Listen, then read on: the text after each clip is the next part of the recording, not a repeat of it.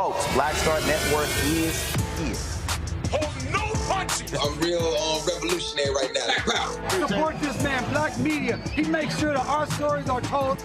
Thank you for being the voice of Black America, Roland. Stay black. I love y'all. All momentum we have now, we have to keep this going. The video looks phenomenal. See, this difference between Black Star Network and Black-owned media and something like CNN. You can't be Black-owned media and be scared. It's time to be smart. Bring your eyeballs home. You dig?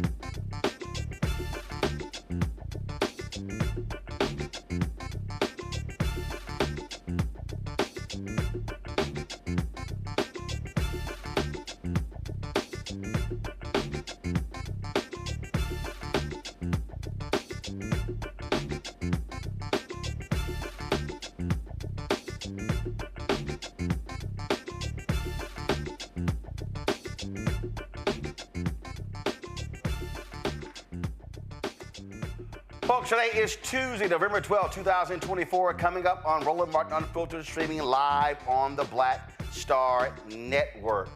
Oh, wokeism, identity politics, economic anxiety. Democrats' Monday morning quarterback as to why they lost the presidency in several U.S. Senate seats. I'll talk with Cliff Albright, co-founder of Black Voters Matter, on how this is a desperate attempt by white Democrats to frankly throw black people under the bus. Vice President Kamala Harris returns to the White House and is greeted with enthusiastic applause by White House staffers. In New York, the judge in Donald Trump's hush money trial is delaying his sentencing for another couple of weeks. Also, a Louisiana judge says the state's law mandating each classroom display the 10 Commandments, well, it's unconstitutional. We'll talk about that and more. It's time to bring the funk. I'm Roland Martin Unfiltered. On the Black Star Network, let's go. He's got it. Whatever the miss, he's on it. Whatever it is, he's got the scoop, the fact, the find. And when it breaks, he's right on time and it's rolling. Best believe he's knowing. Putting it down from sports to news to politics. With entertainment just for kicks, he's rolling. It's on go, roll, roll, y'all. It's Roland Martin, yeah. Rolling with Roland now. He's funky, he's fresh, he's real, the best, you know he's Roland Martin now.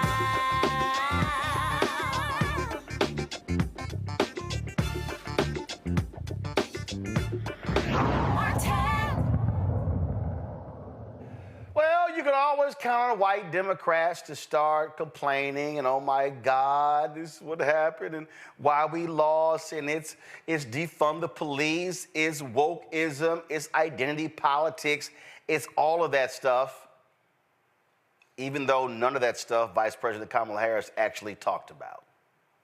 It's just whining and complaining. Here's James Carville just really upset, talking about, man, we told y'all this identity crap, it's awful. Listen to this. We have no legislative power, we have no executive power, we have no judicial power. So when you're out of power, you're an opposition party. And go and tell all of the people that are sending you and asking you for money, justify what you did, justify what you did wrong, and tell us what you're going to do different. Because what you've done ain't worth a shit. Get your head around that.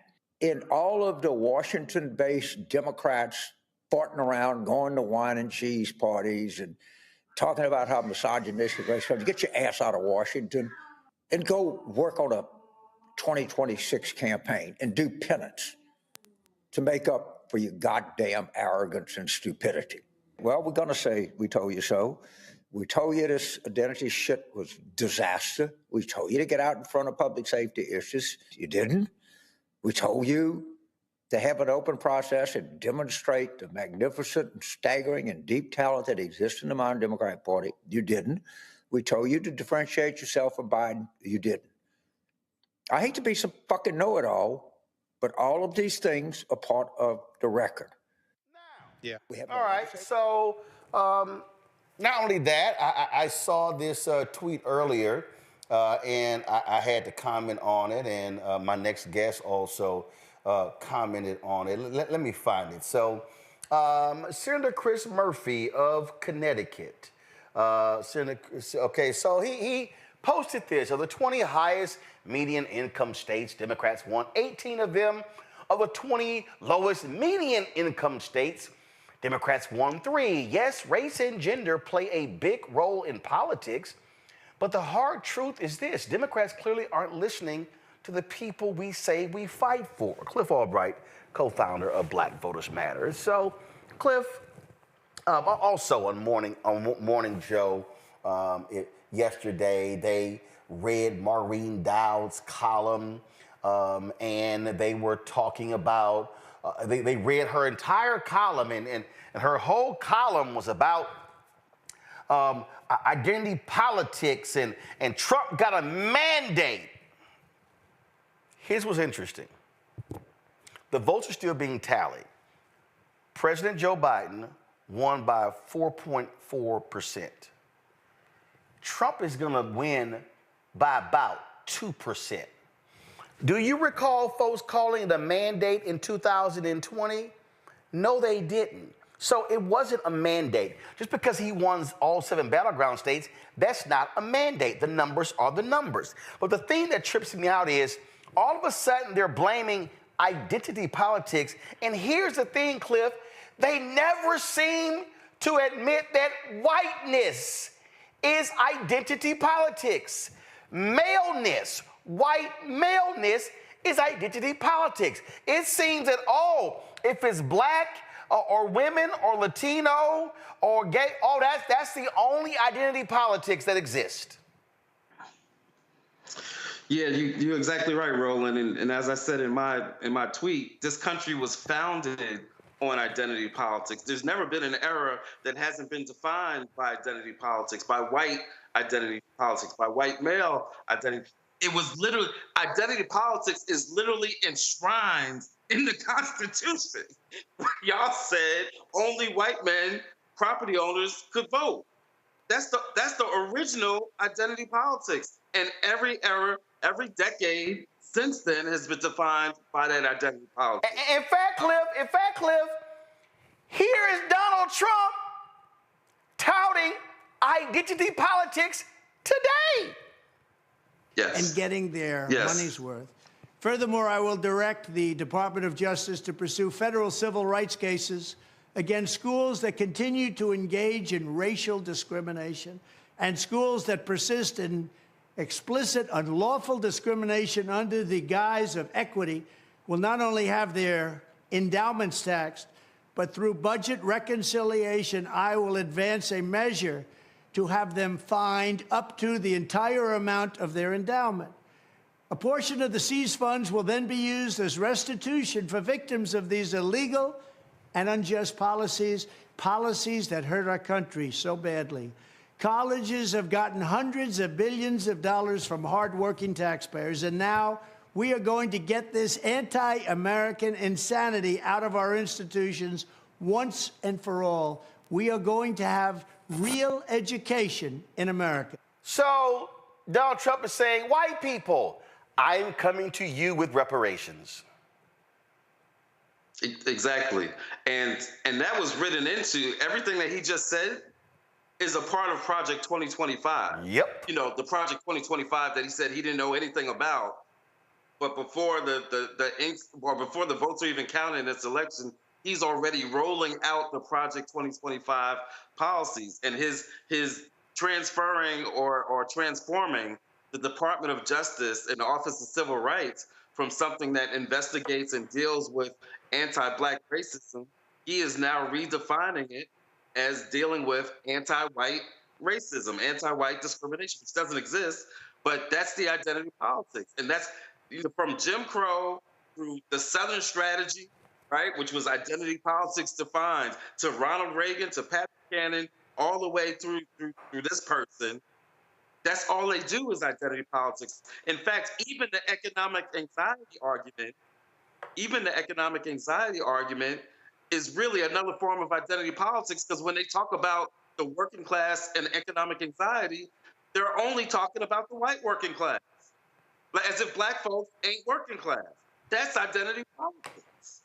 It's all this country knows. And so now they say, we need to get away from these things. We don't need to be talking about these things. And so we should be talking to the individual. Let's go to that Chris Murphy tweet, because he talks about, how we're losing the folks at the bottom. Okay, there's a slight problem here, Cliff. If I looked up right now and I said, let's see, the 20 lowest medium income states. Let me just, because I tweeted this to Chris and I said, okay, you know what? Can you tell me exactly what those states are? Right. And if we looked at medium income by state, what we would realize, so let's see, the poorest states by medium income. Okay, so here we go. All right, y'all. Here are the poorest states by median income. Number one is Mississippi. Red state. Number two, West Virginia. Red state. Number three, Arkansas. Red state. So that's just three. I'm gonna pull up the other ones. Here's why I want to do that. So if we go by Chris Murphy's perspective, then Republican policies, if they were so amazing, if they were so great, if they spoke to the working class, then those wouldn't be the bottom three brokest states in the union. It would be nirvana. It would be amazing. It would be lovely economically. Folks would be flocking to Mississippi, West Virginia, and Arkansas to live and do business because it's so great. Those people, clearly, Cliff, are voting against their economic interest. Right. And what's so interesting is, you've got all these red states, and as you listed them all out, or some of them out, and if these people are so economically anxious, you would think that they would vote out the people that have been running their states for decades, not for 1 or 2 years, but for decades. In fact, last year in Mississippi's election, you had a Democratic candidate that was just talking about economics, talking about getting rid of the tax on food, which Mississippi's is the highest, right? Talking about expanding Medicaid in their state, talking about those bread and butter issues that they're trying to convince us that these folks are so economically anxious about. And he couldn't win. Because at the end of the day, in those states that Chris Murphy's talking about, the white folks there are okay with being poor, as long as the black folks are more poor, right? As long as they've got some other folk that they can look onto as being above them or pointing out and saying that they're the problem, they're okay with that. So this ain't about economic anxiety, or those states would look differently. In fact, Cliff, here's the bottom 10 states. Mississippi, Arkansas, West Virginia, Louisiana, Alabama, Oklahoma, South Carolina, New Mexico, South Dakota, Kentucky. Of those 10, only one is a blue state, which Vice President Kamala Harris won, which Democrats typically win. That is New Mexico. So I'm trying to understand what exactly is Senator Chris Murphy, is James Carville, is Maureen Dowd, is Joe Scarborough, Mika Brzezinski, all of these people who keep talking about Senator Bernie Sanders. I really want them to explain to me how they are going to talk to the people in 9 of these 10 states to say, hey, you should be listening to Democrats. There's nothing to say. Because what Howard Dean said in 2004 still applies. The Republicans talk to these people about culture, about God, gays, and guns. Republicans ran $135 million worth of ads about Vice President Kamala Harris and transgender surgeries for illegal immigrants in prison. Even though the policy came together under Donald Trump, he was in the White Office. He was in the Oval Office. I call it the White Office because historically has been the White Office. But this is the reality. So I'm just trying to understand what is the conversation that Democrats can have with all of these red states that continue to be broke, to be poor, to be illiterate, and have the worst health outcomes. Yeah. At the end of the day, we can't count on this media or even these Democratic elected officials, because I've said from the beginning that there's some Democrats that would be more comfortable losing elections than to actually have to win elections and to acknowledge a progressive Black base, right? But we can't count on the media, especially, to get this analysis right of this election any more than when there's a police shooting that you can count on the police department to do the investigation. The media is complicit in this. The media is complicit in the ways that they tore up Biden, only talked about his age, never talked about Trump's age, only talked bad about the economy, and then you wonder why people think that the economy was bad, when in fact it's the envy of the entire industrialized world. But all they did, and then now we're supposed to trust them to do this analysis, talk about economic anxiety. They can't do it because to talk about a real analysis that really talks about the issues of race and misogyny forces them to deal with themselves. And just like the police department is not going to investigate themselves that way, this media is not going to investigate themselves that way. So we can't count on them. So we got all these bad think pieces that are out there. Just like I can't count on them even for these exit polls, because I can't believe that the same people that tried to tell us for 2 years that Black folks weren't going to show up, that Black men weren't going to show up, and then we show up and we do at the same level as what we did with Biden, right? Even more arguably, and yet we're supposed to trust them to say, oh, you know what? We were wrong about y'all. No, they're not going to do that. And so all of the stories that we're seeing are basically just to reaffirm the narratives that they had just spent 2 years trying to build up. Yeah, it amazes me, and I pulled up another one, and so I think these are the 20.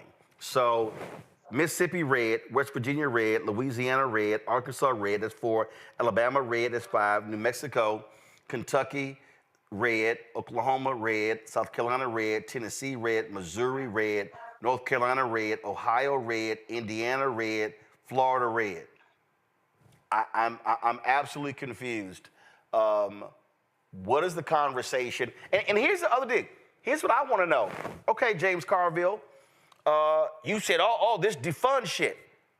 Biden and Harris gave more money to the cops. They actually did more. I'm sorry. Do you recall hearing Biden or Harris talk about defund the police? I didn't hear that.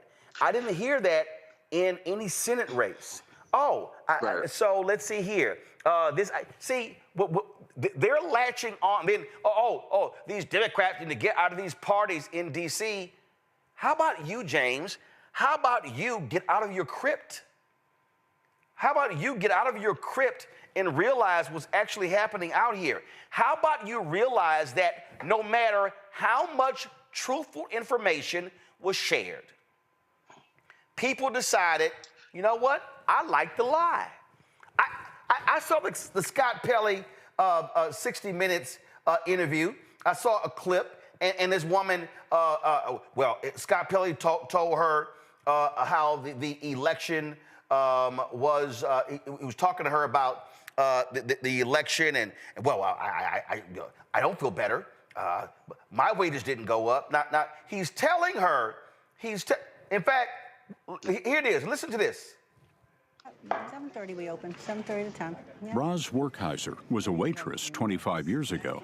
Now she runs the place. My mother used to always say, gotta vote Democrat, they're for the poor people. You grew up in a Democratic household? Yes. But you just voted for Donald Trump? Yes.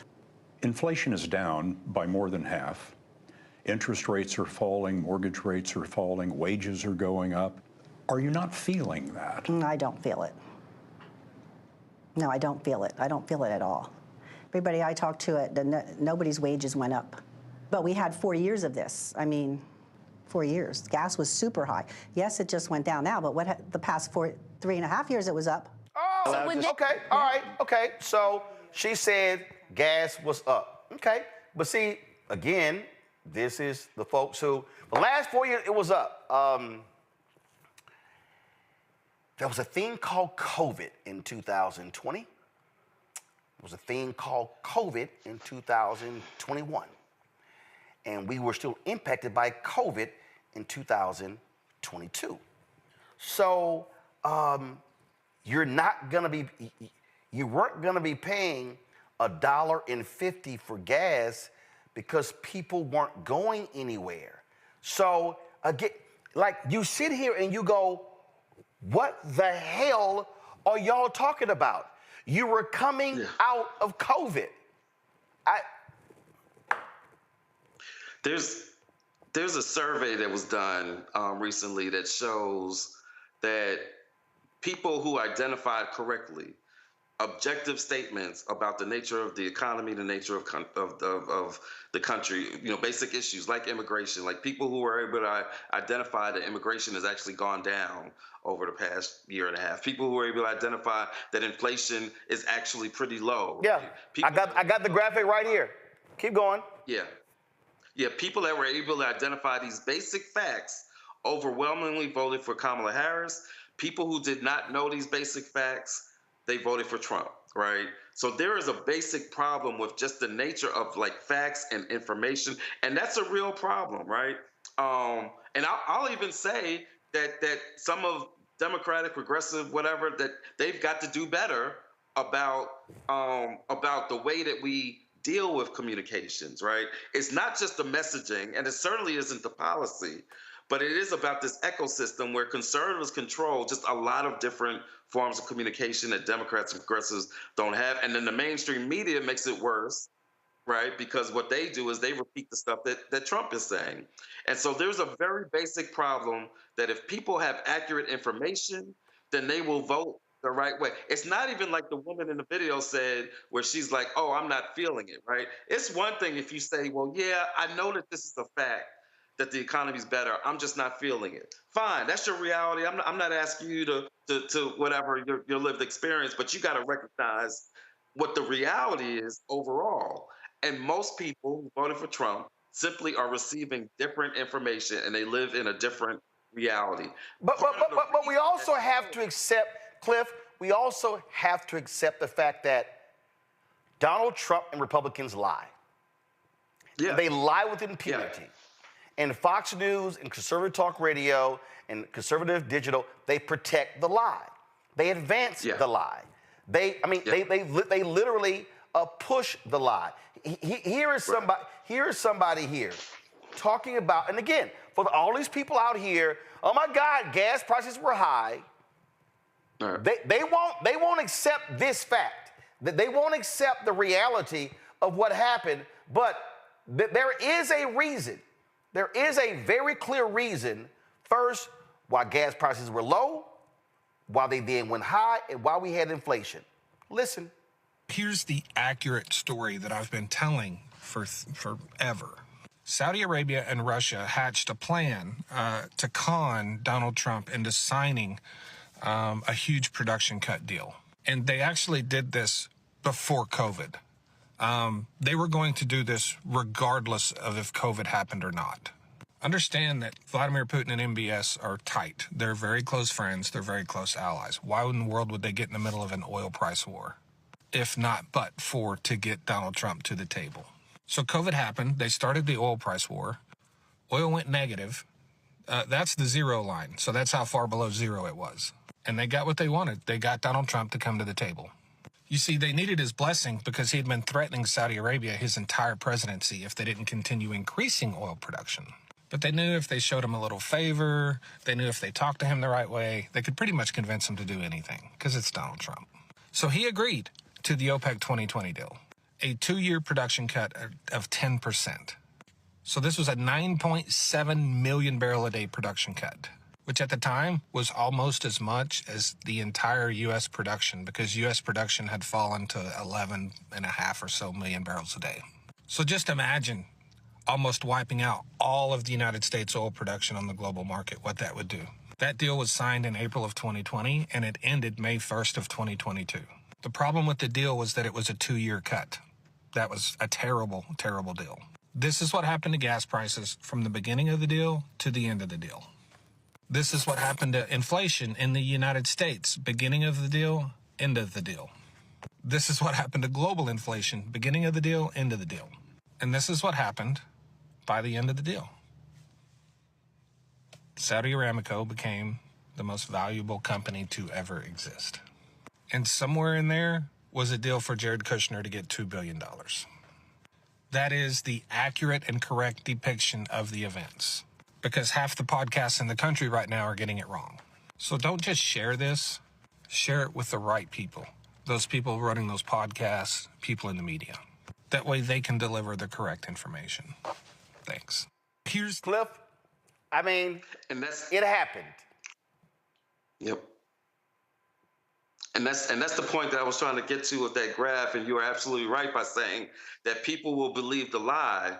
So the reason that you've got this false information and people being disconnected from reality is because at the end of the day, they don't want to hear what that white brother just said when they can listen to the white racist that'll just tell them that the reason that they're in their situation is because of these black folks, it's because of these immigrants, it's because of whatever, it's because of LGBT, all of that stuff. At the end of the day, it all comes back to the racism and the misogyny. It's the same way that people, by white folks, poor white folks in Kentucky, hate Obamacare. They hate Obamacare, right? Don't talk to them about Obamacare, but talk to them about what's it called, the Kentucky Connect or Commonwealth, whatever they call it, and they love it. They're like, don't touch my health care. I don't like Obama. He's a socialist, but don't touch my Kentucky whatever. Because as long as it's not attached to Obama, as long as it's not attached to Kamala, as long as it's not attached to some black woman, and they can instead associate with the white supremacists, then they're all good. And that's the hard truth that this country has never been ready to deal with. The last thing I'm gonna say on the identity politics thing, and you touched on it, and this is again the problem with the media and the problem with these weak Democrats, is they let Trump go out there and define the conversation.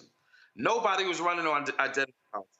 Kamala didn't even talk about being the first black South Asian woman. She didn't talk. In fact, if not for Trump questioning her blackness, and then crazy old Dana Bash and whoever it was asking her about it in an interview, there would have been no discussion of her identity.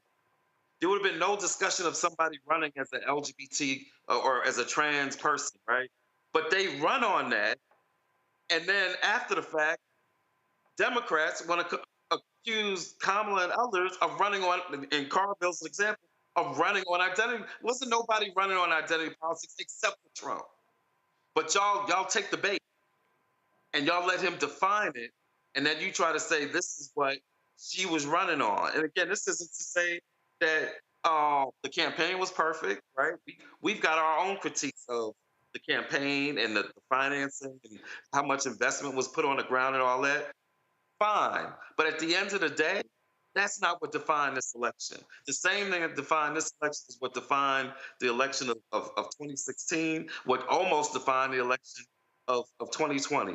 And so, at the end of the day, all of these critiques of the campaign and Kamala and economic anxiety, it's just more of the same foolishness that we heard after 2016. And then it causes you to then what? To shift to the right. And then that creates this self-fulfilling prophecy of now you run away from the policies that were actually successful because you're trying to be like these other folks. And in running away, you've now made it more likely that more of the base is going to look at you like you're full of crap, because you are. Well, that's why I'm still laughing. I was going back and forth with some people today. They kept talking about, Bernie got sandbagged in 2016, and Torun Walker was tweeting, talking about, I went to HBCU campuses, and he had tremendous audiences there, and I said, he couldn't get black votes.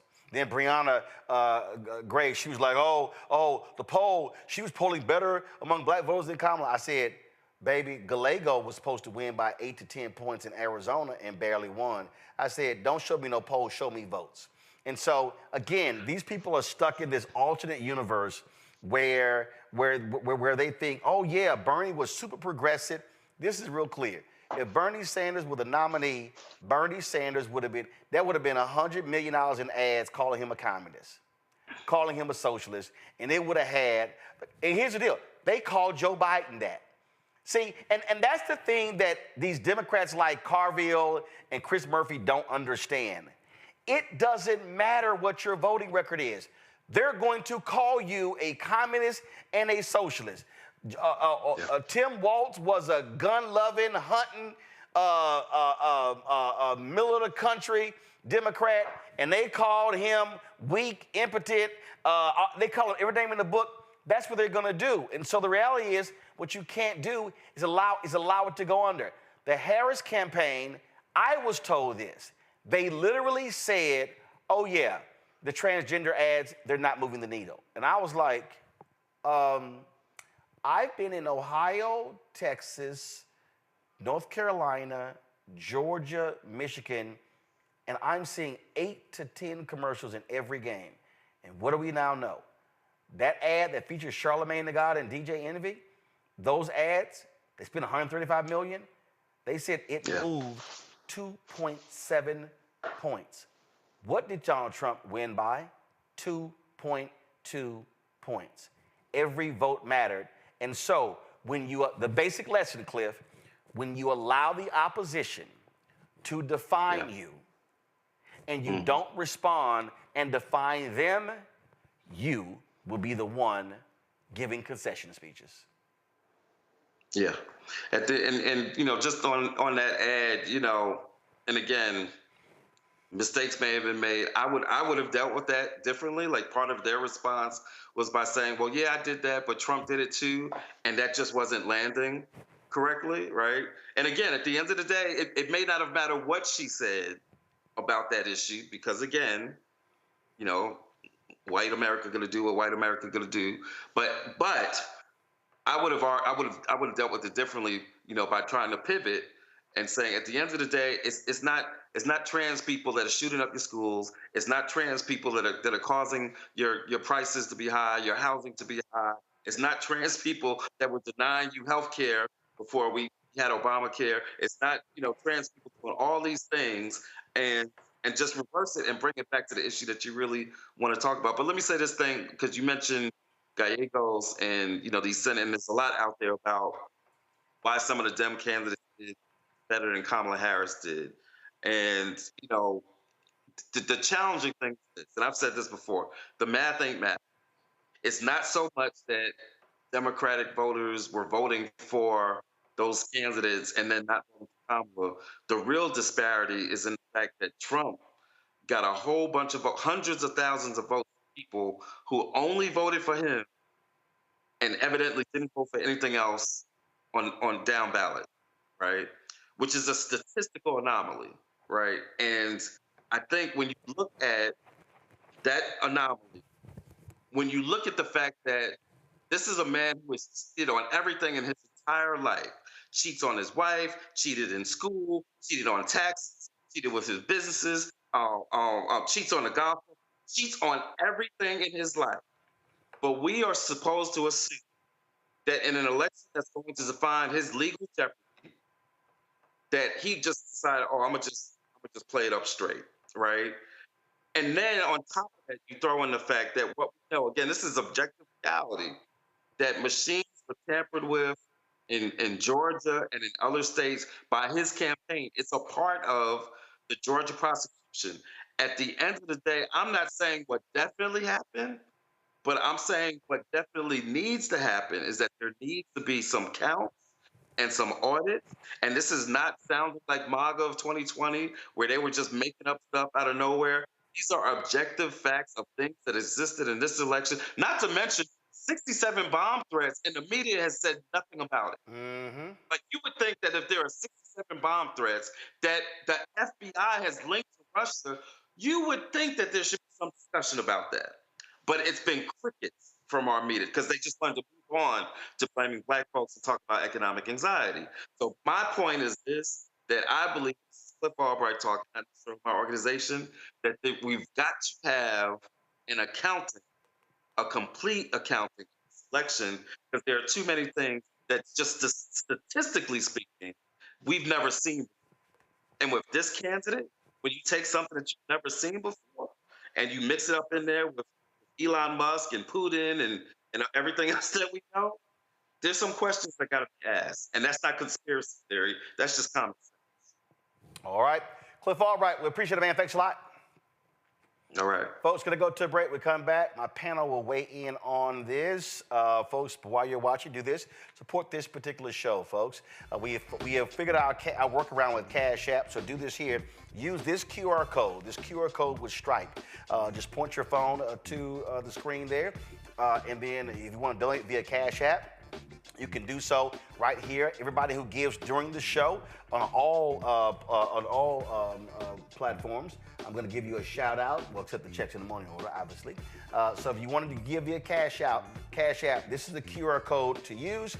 Also, send your check and money order to P.O. Box 57196, Washington, D.C. 20037-0196. PayPal is rmartinunfiltered. Venmo is rmunfiltered.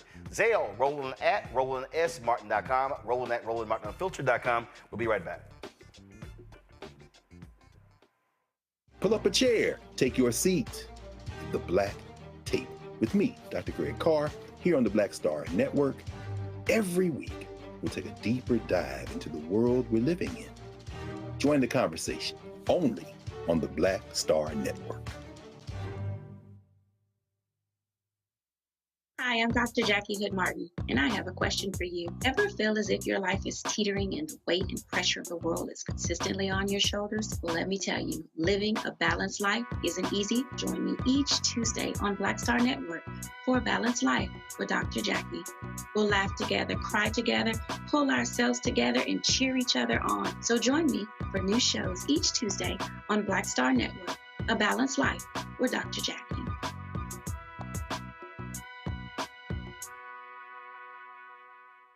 Hatred on the streets, a horrific scene, a white nationalist rally that descended into deadly violence. White people are losing their damn minds.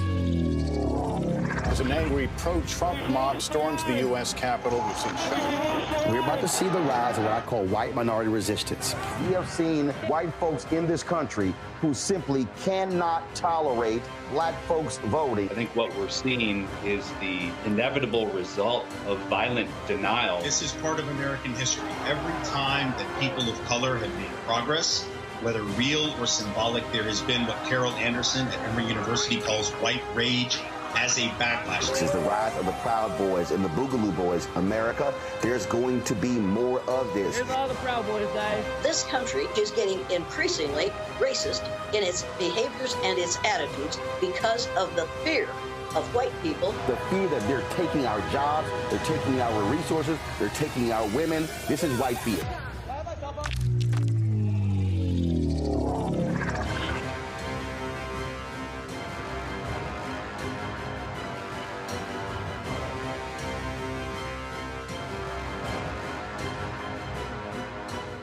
What's good, y'all? This is Doug E. Fresh, and you're watching my brother Roland Martin Unfiltered as we go a little something like this. Hit it. It's real.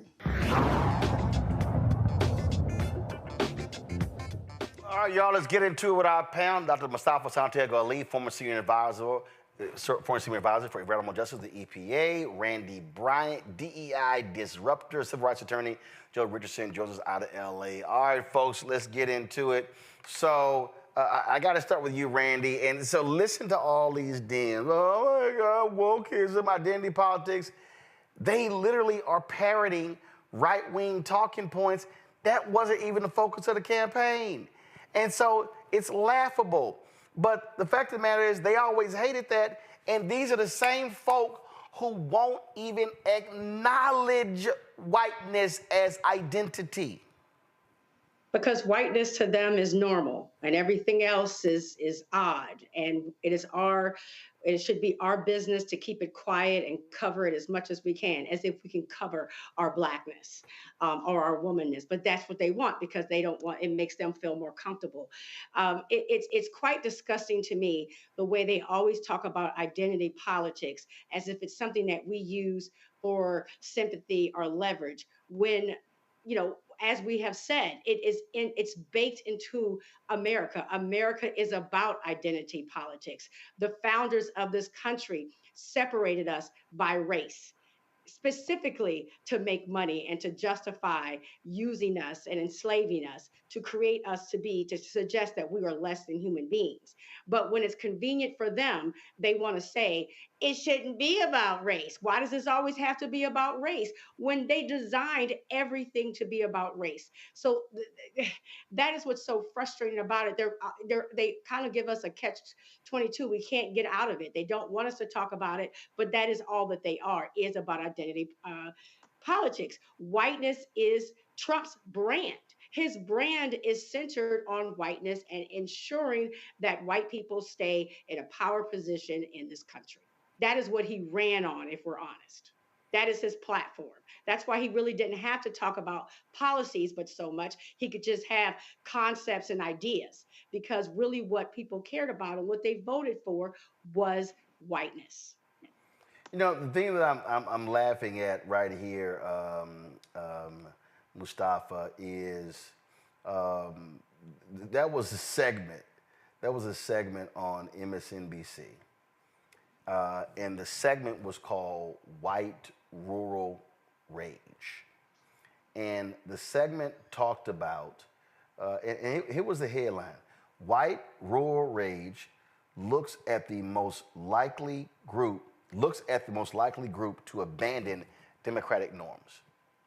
So this was an actual book on Morning Joe. So I'm laughing that Joe and Mika would sit here and read a Maureen Dowd column from beginning to end and act like they didn't have this conversation. And in fact, like, they literally had this whole discussion about Trump's hold over rural voters. Just play a little bit of this, y'all. Let's see here. Here we go. Serve because he claimed he had bone spurs in his little feet. So why is it that Trump appeals so much to a group he couldn't be more different from? Joining us now, Professor of Political Science at the University of Maryland, Baltimore County, Tom Schaller, and journalist and opinion writer Paul Waldman. Their new book, out tomorrow, is entitled White Rural Rage, the Threat to American Democracy. And Tom, we'll start with you. Why are white rural voters a threat to democracy at this point? You would think, as we pointed out, looking at Joe Biden's background and Donald Trump's, that the opposite would be true. I mean, we lay out the fourfold interconnected threat that white rural voters pose to the country. First of all, and we show 30 polls and national studies to demonstrate this, so we provide the receipts in Chapter 6. They're the most racist, xenophobic, anti-immigrant, and anti-gay geodemographic group in the country. Second, they're the most conspiracist group. QAnon support and subscribers, election denialism, COVID denialism and scientific skepticism, Obama birtherism. Third, anti-democratic sentiments. They don't believe in an independent press, free speech. They're most likely to say the president should be able to act unilaterally without any checks from Congress or the courts or the bureaucracy. They're also the most strongly white nationalist and white Christian nationalists. And fourth, they are most likely to excuse or justify violence as an acceptable alternative to peaceful public discourse. So you mentioned a lot of So, Mustafa, is that identity politics? Well, it's definitely identity politics, and I guess they also read your book and decided to take the title and a number of other things. Yeah, but I haven't been called to come on Morning Joe to talk about my book, White Fear. Right, exactly. Well, there's a reason for that too. So let's unpack a little bit of this. Yep. So you got to understand the psychological manipulation that often goes on. So when you're dealing with folks who maybe are not inside of these beltways, the information that they're continually fed is negativity. It is always about somebody else is coming to take what little bit you already have, and you have to defend that. You got to also understand, it was months and months ago on this show, I talked about PSYOPs. I brought it into our conversation because I started to see how people were utilizing the things that have been done in the military context, and they overlaid that into how do you manipulate a population. You know, so what you do is you focus on influencing their beliefs and their values and their attitudes. And that's how you change the way a target audience sort of operates and how they see themselves and who the enemy is. Now, Malcolm Nance is somebody who worked in the intelligence field who's much deeper into this than I am. But if you watch how Trump sort of does what he does, and you watch how his organization does what he does, and then if you overlay that and understand that you have Russia and a number of other operatives who are outside of this country who are also playing a significant role, then you understand how the destabilization of America is going on and how you manipulate those and you use the levers to get people to always think that either something is always a conspiracy or somebody is against you, and that's how you get them riled up, and that's how you get them to vote against their own interest. And it always baffles me how people don't understand that, because whether it's our government or other governments have used it in the past to be able to get the things that they were looking for. So that's just one part of it. When you look at racism and misogyny, these are tools also that folks will use to be able to separate people, to be able to, move the way that you want to be able to move. So we got to understand the game that is being played, and often we think about it just in its purest form. And this is a part of strategy. It is strategy that has been developed, utilized, and has been tested in the past and today. And often we just don't bring that into our conversation. So it is not just about economics, right? Economics is a lever. When you can manipulate the way people see, even if something is moving in a positive direction, and if you continue to tell them that it is not, and you hear that message over and over and over again, you're going to start to believe that. It is all about perception. And the night that we were watching the election, I talked about, I can't remember if I said it's 80 or 90% of this game is about perception. Perception is manipulated by what you continue to feed into people's psyche. Yep. So we just got to understand actually what's going on. And I know that we're dealing with so many of the sort of just everyday issues. How do you make people not look at what the top economists are telling you, that you are in a strong economy and that it just takes a little while for that to be able to roll over into being able to make positive changes in your life, and then to go for somebody who is a failed businessman, who's somebody who has failed economic policy, somebody who tells you that they're going to put tariffs in place that is going to raise the price of food. So one of the things people said is, well, eggs are too high or bread is too high. If that's your reality, I'm not saying that that's incorrect. But if you have somebody who is going to raise those prices, but yet you still vote for them, then you got to take a step back. And maybe it's because I have, advanced degrees in psychology and that type of thing. But you got to ask yourself, what is going on in people's minds that allows them to be manipulated like this? Because it doesn't just happen by happenstance. There has to be intentionality in being able to move people and manipulate people and to get them to vote against their interests. This was a conversation, Joe, that took place on Stephanie Ruhl's show, The 11th Hour. But I want you to listen to Stephanie's response, which is the typical white journalist response. I mean, I actually mentioned that in White Fear, that part of the problem is that white journalists don't want to have this deep conversation because it's going to force them to confront themselves. Eddie actually said it. Watch this. There's this sense, right, that whiteness, right, is under threat. The demographic shifts. The country isn't what all of these racially ambiguous children on Cheerios commercials are confusing the hell out of me. Right? Eddie, a lot of people voted because their life's too damn expensive. And it was here, and they voted for, you're telling me, Stephanie, that all of these people who believe that their lives are, that bread is too high and eggs are too high, that they voted for a convicted felon, a guy who said we can grab the pea. I think that a lot they voted for this guy. I'm not defending it. But I think there are tons of people that don't pay attention to, and I'm not defending it, don't pay attention to politics at all. But while we live in the most prosperous country in the world, people are saying, life's not fair, I'm not doing well, my son's still living in the basement, I can't seem to get a job, I don't like the status quo, I'm voting for something else, and he was the person. I love you to life, I love you, but I do not believe that.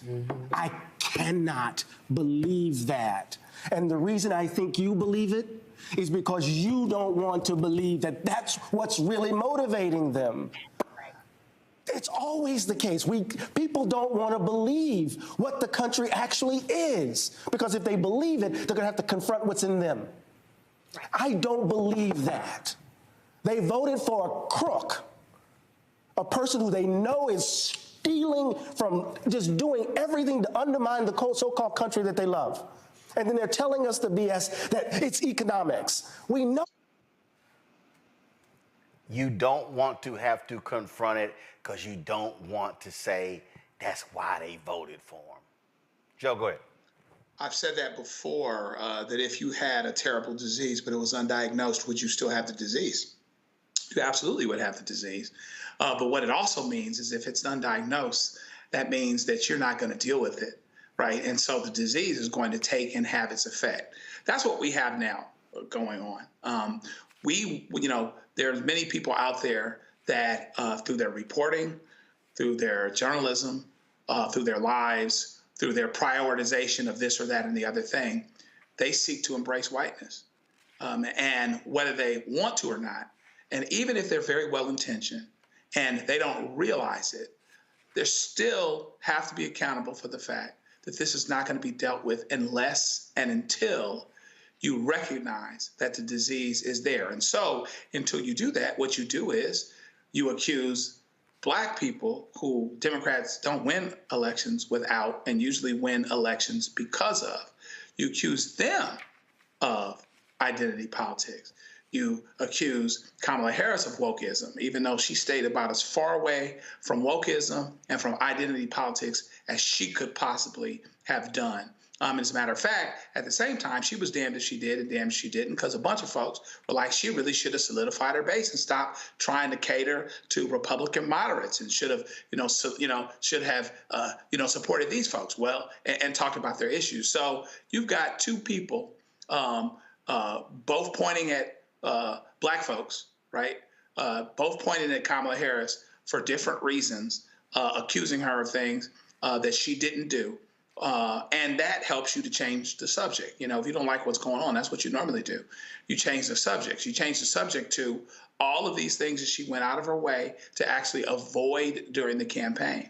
And meanwhile, you don't deal with the issue at hand, actually facing the notion that we have a problem because we are based, created, and we function on identity politics. But when they do it, it's okay. But when we do it, or when we're accused of doing it, we are the reason, therefore, that an entire election is lost. But the fact of the matter is, we're the reason why elections get won. We're the most consistent Black women and then Black men.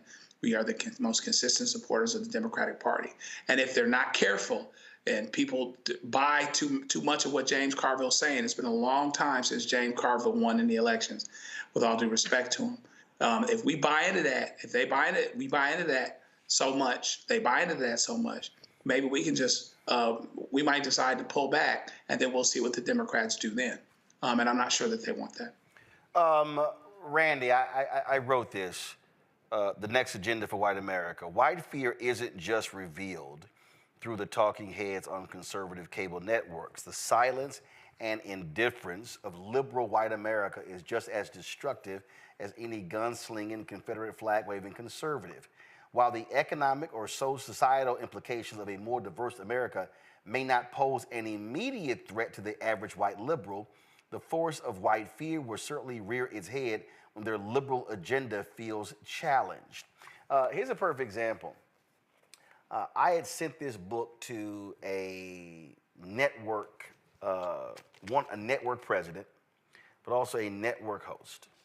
The host called me and the host said, I would love to get you on my show, but my white producers don't like the title.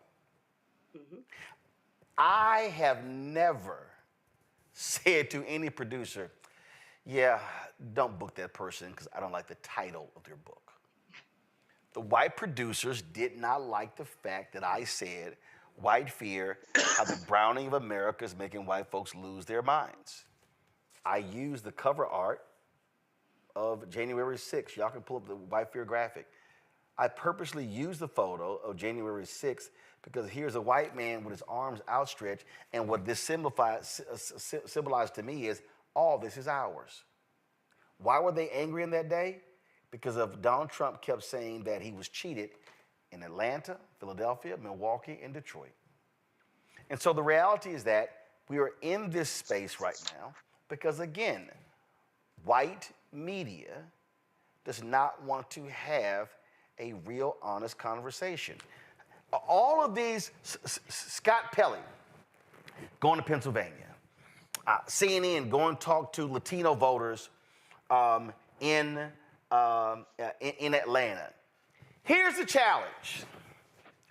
I would love to see ABC, NBC, CBS, CNN, MSNBC. We know Fox News not going to do it because they ain't got no problem talking to the racists. I would love to see these networks send people. Take that list Chris Murphy said. We only won 3 of the lowest median states. Okay, go to those states and say, I'm curious, you voted for Donald Trump? Yeah, I did. Are you in the Affordable Care Act? Yes, I am. Trump wants to get rid of that. So do Republicans. Are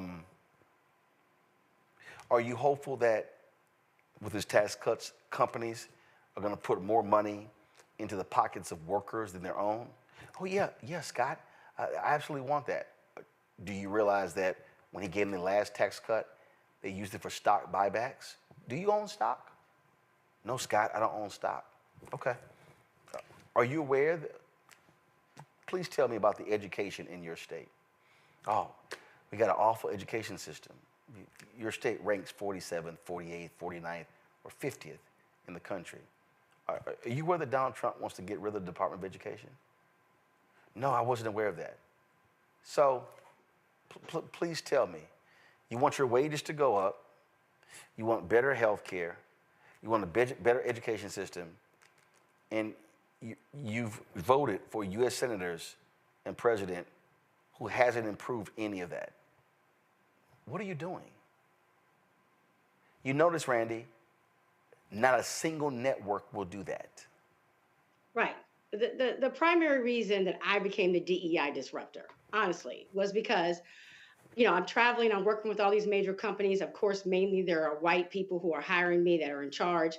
And they were very comfortable when we talked about DEI. What that meant to them, honestly, was LGBTQIA and women, because that's where they were comfortable. They really do not want you to talk about Blackness. In companies, in the government, they do not want to, in media, they don't want to confront Blackness. They don't want to confront our situation in America. They don't want to talk about the history, why we are where we are. And so they avoid it altogether. So the media is not going to do that. The second problem is, and I always feel like the universe puts me in the right places. Left your studio after the election, caught like 1:30 in the morning, caught a plane the next day to go to Alabama to attend Tuskegee's homecoming. And I'm up here in Buc-ee's, the big, I don't know what you would call that thing, but it's like a gas station, convenience store, everything, Walmart. And there it's rural, and there are a lot of white people in there, and they have on these shirts. Like, if you don't like Trump, then so and so, they're like these shirts that would be somewhat controversial. And I needed to be there because it helped me to understand how Trump pulled it off again. And what we must say that Trump has done a great job of doing is that he creates this idea of it's us against them. It is a war. And so these people just want their team to win. It is as basic for them as a football game. I'm telling you, they are not thinking about policies. They are not thinking about the economy. They don't care about the Department of Education, the school system. They just want to win, and they want to win their whiteness. And like we said, they want whiteness. Whiteness is more important to them than poverty. And they're fine to be poor as long as they are seen as more powerful than Black people. And so that's the frustrating thing, is because even if we were to say, well, what about this and what about that? I don't even think they're listening, because Trump has done a really brilliant job. But one thing I have to give him, of making people not even think logically. These people aren't unfortunately, they're not researching. They don't know the policies. They have no idea, really. They're seeing the headlines on Fox News and they're believing it. Whatever they say, whatever tagline they come up with, and they're rolling with that. And all they want to do is win. But when winning as we all know, makes them lose and keeps them in the position, or going to make them in the position worse than they are today. But they don't see it. He has, Trump has elevated whiteness, brought it back in the way that it was seen, which we thought we'd escaped a little bit, not much. We were making progress, but he has brought that back, and they have bought it completely. And that's all they care about, is winning and hanging on to their absolute whiteness. And so, no, they don't want to talk about white fear. The media doesn't want to talk about it because they are white too, right? And one last thing, of course, because of what I do, I have a lot of white women who come into my comments and they're talking, and they are so comfortable talking about sexism and misogyny. And that is why, Kamala did not win. But the minute I bring up race, they really are uncomfortable with that. They want to say, no, that wasn't it. They'll say, what about Barack Obama? And I said, why are you so comfortable looking at sexism and misogyny? But when it comes to race, and I said, if you want, because, Black women have decided we tired, we're not going to do anything. If you really want to join forces with Black women, you will have to acknowledge our position and what being Black is for us in this country. We're not going to just ride with you in sisterhood because of this sexism and misogyny. They want this whole sisterhood and sister movement, but they have to see what it really is for us. So no, I would say it's a very rare white person who is comfortable dealing with the true issue and history of race in America. Absolutely. So I just love all of these different takes, and they're trying to come up with, oh no, focus on this, focus on that, when they did those things. Biden Harris literally did those things. Now, you could say they didn't talk about them enough, but they actually did them. So let's see what they say when Trump does it. Gotta go to break. We come back. More on, okay, there we go. More on Roland Martin Unfiltered on the Black Star Network in a moment. Black Star Network is here. Oh, no punch! I'm real revolutionary right now. Thank you for being the voice of Black America. All momentum we have now, we have to keep this going. The video looks phenomenal. See, there's a difference between Black Star Network and Black-owned media and something like CNN. You can't be Black-owned media and be scared. It's time to be smart. Bring your eyeballs home. You dig? When you talk about Blackness and what happens in Black culture, covering these things that matter to us, speaking to our issues and concerns. This is a genuine people-powered movement. There's a lot of stuff that we're not getting. You get it, and you spread the word. We wish to plead our own cause. Too long have others spoken for us. We cannot tell our own story if we can't pay for it. This is about covering us. Invest in Black-owned media. Your dollars matter. We don't have to keep asking them to cover our stuff. So please support us in what we do, folks. We want to hit 2,000 people, $50 this month, raise $100,000. We're behind 100,000, so we want to hit that. Y'all money makes this possible. Check some money orders. Go to P.O. Box 57196, Washington, D.C. 20037-0196. PayPal is R Martin Unfiltered. Venmo is RM Unfiltered. Zelle is Roland at RolandSMartin.com.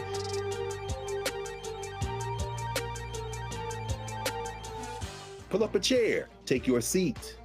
The Black Tape with me, Dr. Greg Carr, here on the Black Star Network. Every week, we'll take a deeper dive into the world we're living in. Join the conversation only on the Black Star Network. Hey, yo, what's up? This is Mr. Dalvin right here.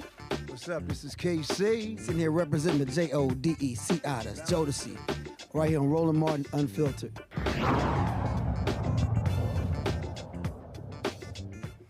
All right, folks, Vice President Kamala Harris returned to the White House today and was greeted with enthusiastic cheers.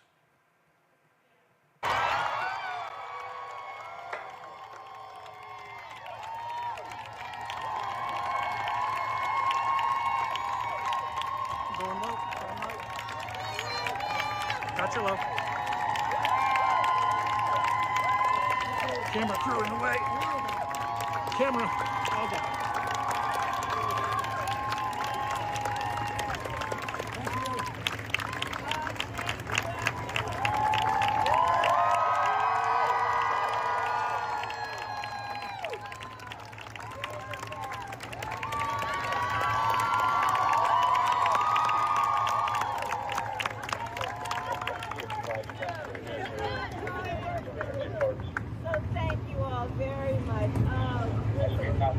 that's what everybody can do.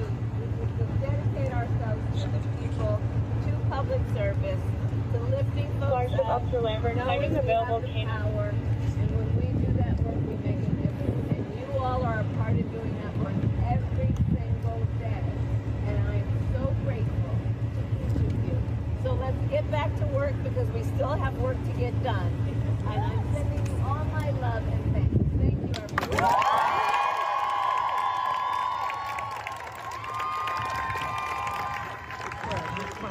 Always difficult when you lose a campaign, but there you have the vice president being very gracious and saying, we got to get back to work. Joe? Yeah, I mean, we have to get back to work, and there's a couple months left, and so you really run it out. I would like to think that as she goes along, the vice president will become more and more encouraged and emboldened by what she accomplished. She was set up to do basically the impossible, and she did a doggone good job of it. She didn't make any of the mistakes that Hillary Clinton did, but she still found herself in a situation where I believe that she did everything that she could. Sure, you can argue this or that. You could do this differently. You could do that differently. But she ran hard, and she reminded us of what's possible. And sometimes we have to have perspective. When we don't win an election and we think it's a crucial election, everyone is, and we feel a certain type of way about it, we have to remind ourselves of how far we've come. And she has shown us how far that we've come. She was where she needed to be. The party put her in a position. Maybe the party didn't do everything that it could, or on the back end, there's some finger pointing that shouldn't be going on, but that's par for the course. But I'm glad that she did what she did. I'm glad she ran it the way that she ran it. She shouldn't have any regrets that way. And hopefully we'll be able to move forward, and hopefully she'll be able to move forward, because she doesn't have to be done in politics if she doesn't want to be. And I'd like to think that her best contributions are still ahead. Randy? I feel exactly the same. I have definitely been thinking about her, and I just want her to know that she still created such joy and hope for millions of Americans, and that she was able to do that in what she had 116 days or something like that is quite remarkable. And she still is the vice president of this country as a Black woman. And so she is to be celebrated and looked up to. And yeah, I'm just incredibly proud of her. And I hope that she feels that and knows that. Mustafa? What did Dr. King said? The arc of the moral universe is long, but it bends towards justice. I mean, the things that we saw her be able to accomplish in 100 days is something that it would have took many other individuals a considerable longer time to actually build infrastructure, to be able to get the message out there, to be able to raise the funds that are necessary to be able to compete, so forth and so on. So what it did was it showed her brilliance and resilience. She reminds me of both Fannie Lou Hamer and Rosa Parks and Ida B. Wells and Shirley Chisholm. And I'm sure if Shirley was still with us, she would tell her, you know, how thankful she is for getting us that much closer to that final goal. So she just took the baton, took it a little bit further, and there will be someone else who will come. Another sister will come, and they will help to make it across the finish line. So excellent job, and we'll continue to fight on. Indeed, folks. So you go on, and so if the Senate needs to be focused on confirming as many of the federal judicial picks as they can, that to me is critically important, and also locking down some of the other nominations and getting a lot of that stuff done. So hopefully you'll see President Biden as well as Vice President Harris actually doing that. Folks, the judge overseeing Donald Trump's New York criminal trial has delayed a key ruling on Tuesday that whether the president's-elect's conviction should be set aside. Trump's team wants the case dismissed, and the prosecution says it needs time to evaluate the next steps. Now that Trump has been reelected, the court has granted them a week's delay to provide their position. Trump's sentencing was scheduled for November 26th, but that has also been put on hold. A jury convicted him in May on 34 felony counts related to hush money payments made to adult film actress Stormy Daniels. See, here's what I don't understand, Joe. Okay? He was convicted before the election. Him being elected ain't got a damn thing to do with actually what happened. And this idea that because he's now been elected, you get to set aside the conviction. That is absolutely illogical. There was a state representative in Texas who was convicted, who went to jail while still being a state rep. What am I missing here? Yeah, she should. It shouldn't make a difference, right? First of all, it's a state case, right? And the feds don't have jurisdiction, so he doesn't have the ability to pardon himself, right? So nothing like that is going to happen, right? And this is a conviction. The horse is already out of the barn, as it were. This is a conviction. He, may appeal it, et cetera, but normally you're going to appeal it after the sentence, right? And so really, because it's a conviction and he's already convicted and it happened before he was elected, that should be running out. Now, of course, as a practical matter, with the appeal and all these other things, this could go on for years. But that being said, there's still the matter of sentencing him because he has been convicted. And maybe we're in another space where the judges or whoever else is just worried about how it's going to look. The fact that you have, a guy that you've elected president that has been convicted of a crime and you possibly sentence him. Yeah, he's a convicted criminal. That's what you do. It's not the jury's fault that we're here. It's not the prosecutor's fault that we're here, other than the fact that the prosecutor exercised the discretion to bring a case where they believe that they could get a conviction. And guess what? They got a conviction. Quit undermining. This is another way, whether they want to admit it or not, where we undermine who we are and what we're looking at. Yes, we elected a guy that's been convicted of 34 charges, and he should be sentenced just like anybody else would. Okay? And so, yeah, it should be convicted. He has been convicted and should be sentenced, and let that run through its course and see where it goes. But it's a state case. He doesn't have jurisdiction over it. He can't pardon himself. And there you are. So it should be happening still. Yeah. I just don't get, Mustafa, how this DOJ memo is not in the Constitution. It's not a law. Impacts a state case. It doesn't matter if he was elected.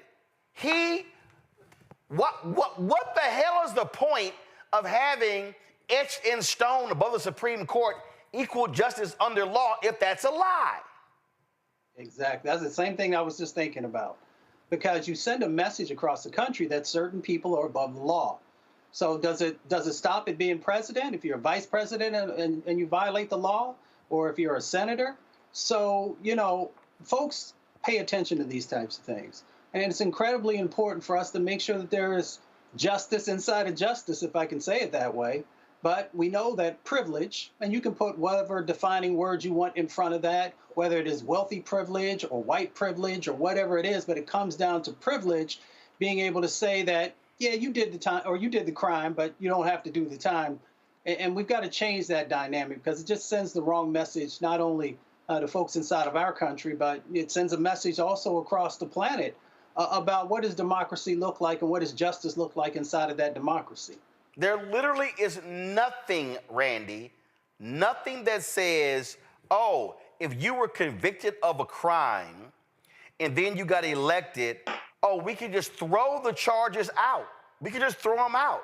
The reality is the judge could sentence him to probation. The sentencing happens before the inauguration. This is bullshit. And also, the Georgia case, that's a state case. It does not matter that he is elected. It does not matter. That case should be adjudicated even though he's been elected. Well, nothing like this was brought up, or because I believe that most of us, when we were dreaming about America, we did not think that we would have a president-elect that was also a felon. I mean, it's absolutely ridiculous. So they're scrambling now, trying to figure out what to do in this ridiculous situation that we have found ourselves in. I would think that we would hold our leader to the highest of standards. We certainly did.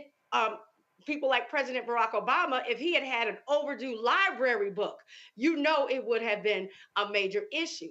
I believe, honestly, that one of the reasons that Trump decided to run again, I think it was to help him with these cases, so he could get essentially immunity, because I believe there was far more that he could fall down under and be accused of, because he's a criminal. right?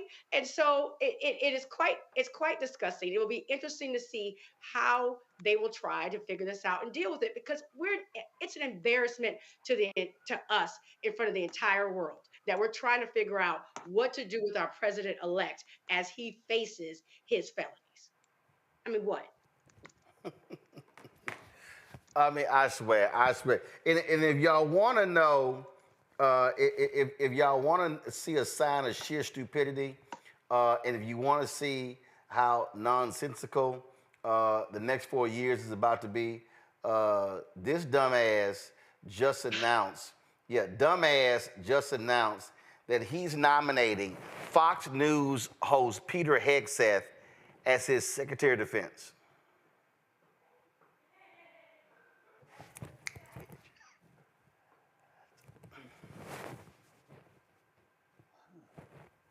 No words. It's a joke. I mean, it's a very deadly joke, right?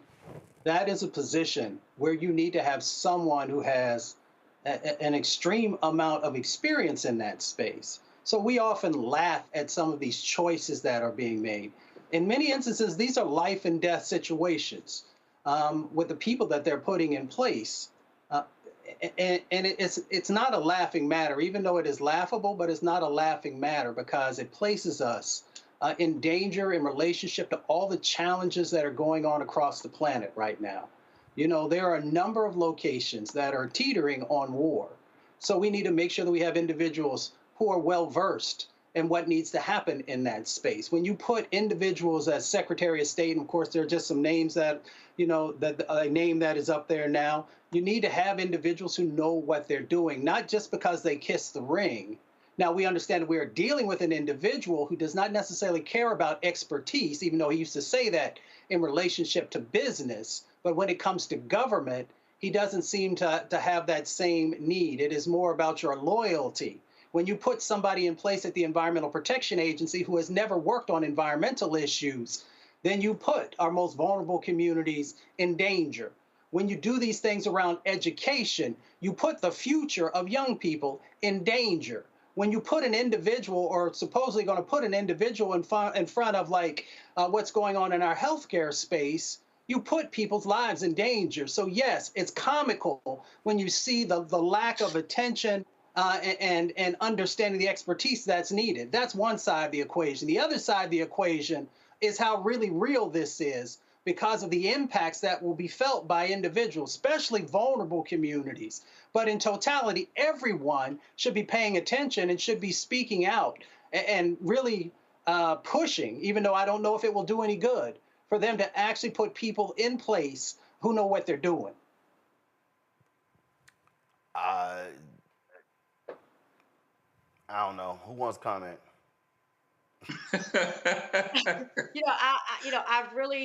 I told myself that I was going to try to block some of this out, but as I've seen the people that he wants to put in place to run this country, I must be honest that I'm quite terrified. I don't know if people saw Mark Rubio's comments about, what was going to happen, his position in Gaza and deportation and then who's the czar that he's going to put in charge of the mass deportations that are going to happen, which are somewhat unrealistic as far as this even cost that it's going to be, and then, his announcement about, DEI today, of course, has me spinning, where he is just essentially saying that, when I heard essentially what he said is that white people are going to get reparations for the discrimination they have faced. Man, Joe? Yeah, this is crazy. This is butt backwards, as some would say.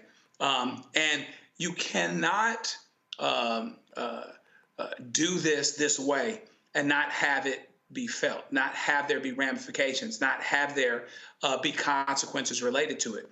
And so what I would hope is that the folks that voted Trump in and that seem to have supported this return to foolishness, and which will be foolishness 2.0 without the Supreme Court weighing in and saying, no, actually you aren't immune from anything that you do, even if it's a crime, given the decisions that have happened, given them winning the battleground states as a mandate, even though he won by less than half of what Biden won by. You're going to have to own what he ends up doing because he's going to mess some things up. It's going to be tough. It's going to be tough for regular people. And a lot of the people that voted for him are going to find themselves, because they're not rich, they're going to find themselves directly affected. The assumption and the bet that they made is that somehow, some way, regardless of what he does, America will continue to be whatever it is that they want it to be, what makes them feel more secure, what makes them feel better. Like I was saying last week, their hope is that the grace, which is what it is, it's not because of everything great we did and us getting it right, was the grace, that the grace would continue. Well, they better be right, because if they have, because if it runs out, we got a serious problem. Listen, y'all get ready for the loonies. And I'm just telling y'all, but this is what happens when people elect stupid people. They pick stupid people. Bring in the clowns. And that's exactly what we're dealing with. We're dealing with really stupid people. Let's go to a break.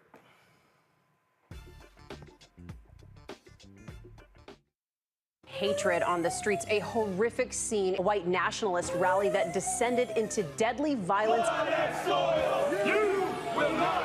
White people are losing their damn minds. As an angry pro-Trump mob storms the U.S. Capitol, we've seen We're about to see the rise of what I call white minority resistance.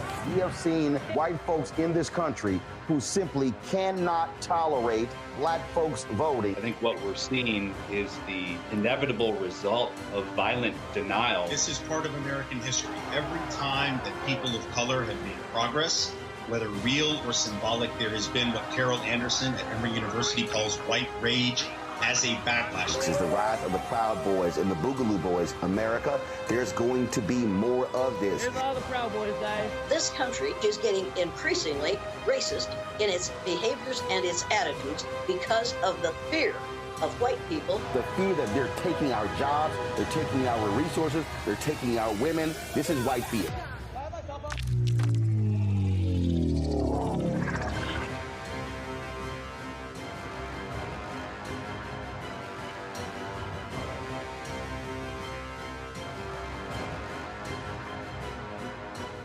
Hi, I'm Dr. Jackie Hood Martin, and I have a question for you. Ever feel as if your life is teetering and the weight and pressure of the world is consistently on your shoulders? Well, let me tell you, living a balanced life isn't easy. Join me each Tuesday on Black Star Network for A Balanced Life with Dr. Jackie. We'll laugh together, cry together, pull ourselves together, and cheer each other on. So join me for new shows each Tuesday on Black Star Network, A Balanced Life with Dr. Jackie.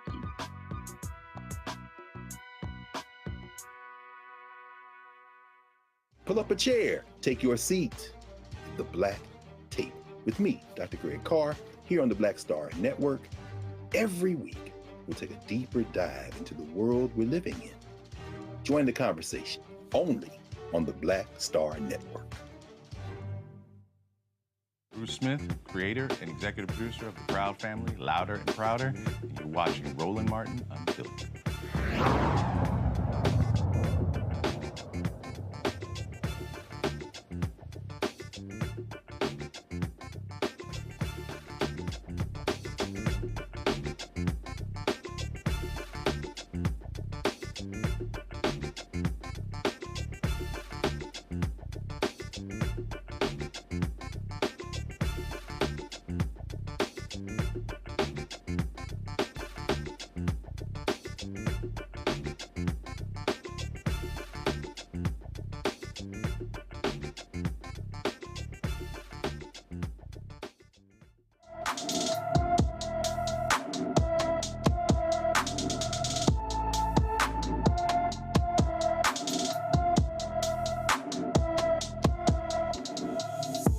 Folks, Donovan Carvalho has been missing from his Orange, California home since July 30th. The 16-year-old is 5 feet 6 inches tall, weighs 130 pounds, with black hair and brown eyes. Anyone with information about Donovan should call the Orange County California Sheriff's Office at 714-647-7000, 714-647-7000. All right, y'all. Well, the craziest in Louisiana have had their unconstitutional law written unconstitutional. So after Jeff Landry, the MAGA Attorney General, was elected, they voted to force every school to place the 10 Commandments in every classroom in the state. Now, forget the fact Louisiana has one of the most horrible education systems. They decided that, you know what, we're going to just force every school to display the 10 Commandments. Federal judge said, no, that ain't going to work. Said that Louisiana officials cannot enforce HB 71. They also must notify the schools that it is unconstitutional. The 177-page ruling, of course, is going to be appealed by Attorney General Liz Morrell. Check this out. Jeff Landry, the governor, says, oh, he can't wait to be sued. Well, guess what? You got sued, and they claim they're going to appeal. Just this, Joe, is... people need to understand really what the goal here is. Republicans want to create a theocracy. They want funding for religious schools. They want this to happen, and they want this to be white Christian nationalism. That's what this is all about. This is why they do things that are specifically against the Constitution and specifically against established Supreme Court precedent. This was dealt with decades ago, separation of church and state. Same kind of situation, similar facts, dealt with that way. But you're going to see a lot of this. You're going to see a lot of them, based on their worldview, bringing cases that are totally unconstitutional, et cetera. But hell, who can blame him? When you know who the Supreme Court is, you want some things to be re-litigated or reconsidered that haven't been for a while. And meanwhile, back at the ranch, you rally your base, you rally your folks, you're doing the things that you're supposed to do in their eyes, and you might even win one or two of them. But this is a clear example of something that shouldn't be brought, because the separation of church and state is fundamental, and there is a Supreme Court case that's on point related to this issue. But again, this is the beginning of, you're going to see 4 years of this. You're going to see a lot of this, bringing things based on worldview, disregard the Constitution, disregard any of that, because what they believe is that in the judiciary, largely appointed by Trump, they will find people that will go along with them related to that. And to the extent that there are people that aren't going along with them, they will use that in their continued culture war and cultural value, culture battle to get rid of the people, the things, and maybe even, God forbid, the institutions that don't seem to go along with them. To Joe's point, Randy, go to my iPad. This is the NOLA.com. Louisiana is the first state to require public schools to post the 10 Commandments in more than 40 years after the U.S. Supreme Court struck down a similar Kentucky law in 1980. In its ruling, the Graveler said the new law is, quote, legally indistinguishable from Stone versus Graham, the one that High Court struck down. Yeah, Randy, they want this to go back, and they think, oh, 6-3 majority. We got some religious zealots like Sam Alito, like Amy Coney Barrett, like Clarence Thomas. Yo, we might win. Right. They, even though they know that, that is not what we have decided for this country a long time ago, they are going to just be throwing things at the wall, because guess what? They may stick. They have a Supreme Court that heavily favors them. I'm sure that they're even planning to get 2 more justices, during his tenure. So yeah, and they want it to be a society that is really not thinking for ourselves anymore, but we are following the way they see the world. That's Christian, that's white. It takes me back to the days where every morning I had to get up and pledge allegiance to the flag, and that is, I believe that's what they want us to get back to. They are, when they say take America back, they were not playing. That's what they meant. And Mustafa's gonna be more of this, a lot more. Yeah, without a doubt. I mean, it's part of the strategy. You can't hate the game, right? They've been very clear about what they wanted to do, how they were going to do it, and people still refuse to believe them. So they will raise more money off of this for their fundraising. They will feed their base, which keeps everything whipped up. And they will also use these things as bouncing balls so that you're not paying attention to the fact that they haven't been able to address many of the issues that people said that they were voting for, whether it is the prices of food in the supermarket or gas prices or a number of other things. So they'll have you paying attention to these things over on the right-hand side while they're not doing anything to address what they said they were going to do. And you want to talk about, again, how stupid these people are. So they've been making a big deal about this on social media because when Fox Sports did their broadcast on a carrier, national anthem was being played, and this was Michael Strahan. So they have been attacking Strahan, angry and upset. But here's what I find to be real interesting. So while they are attacking Strahan, here was a video of Donald Trump while the national anthem was being played. He's over here waving. He's over here dancing. He's over here speaking to people, all this sort of stuff. I'm sorry, is his hand over his heart? No, it's not. Oh, I know some of y'all might say, well, that's a video at Mar-a-Lago. Okay. Here's the White House. So this is where I just fundamentally will say, MAGA, y'all can kiss our collective ass. Because this is sheer stupidity. Jay Glazer posted this tweet. He said, I've just seen the criticism of Michael Strahan. Let me tell you this. I don't know if I have a friend who was more proud of his military roots than Michael. Growing up on an Army base, constantly talking about what he learned from his dad, Major General Strahan, and how his time there shaped him. I heard it constantly, still do. But also, with no fanfare, I personally saw him donate thousands of dollars of clothes to veterans, including many homeless veterans, as well as clothes for veterans to go on job interviews. I know these days people want to be angry fast, but maybe first, how is this for a novel idea? Ask him if he's protesting something. When you protest, you want people to know, don't you? He was not. Just got caught up in how beautiful the whole moment was during the anthem and didn't think about it. Ask the dude before forming an angry mob, but also maybe find out all he's done for our veterans over the years. See, this is just stupid. And I'm sorry, there's no requirement that you have to put your hand over your heart. That's just the dumb things people do. You can stand there at attention while the national anthem is playing. Oh, you know what? You can sit the hell down. Because you know what? The First Amendment comes first. I'm just so sick of these assholes who whine and complain about everything and say nothing when Trump don't have his hand over his heart. Randy, go ahead. I promise you they wouldn't have said anything had it been a different former football player. They want Black people to comply. They become upset, just like with Kaepernick, although Kaepernick had a real protest. But the biggest issue is you are not complying, and they want us to comply and to feel as if they are in control of us. That's the issue.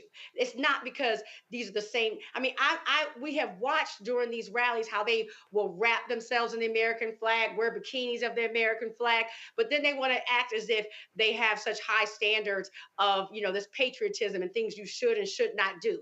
We have all been to games where many of them are not putting their hands over their hearts and things like that. The issue is wanting us, going back to what you said about white fear, is to ensure that Black people are in check. Mustafa. I mean, I don't know what you really say about some of this ridiculousness that goes on. As Randy said, I've been to plenty of football games where people don't want to put the beer down to put their hand over their heart, and they don't. We continue to allow folks to create these chaotic situations by bringing forward things that have not as much relevance to some of the real significant issues that we have going on inside of our country. And as long as we allow them to continue to do it, they will do it because they get benefit out of it, because they want to play with democracy. They don't really care about what democracy is and its fullness and the justice that's supposed to be a part of that process. They just want the faux democracy when it's convenient and when it looks good, and not the hard work that's underneath of it that has to be done to make it become a reality. So I'm not surprised But at the same time, you know, we've got to continue to do the work that's necessary to make sure that we don't allow these types of things to take root in ground that should not be fertile. Or, Joe, they can also look at this photo, too.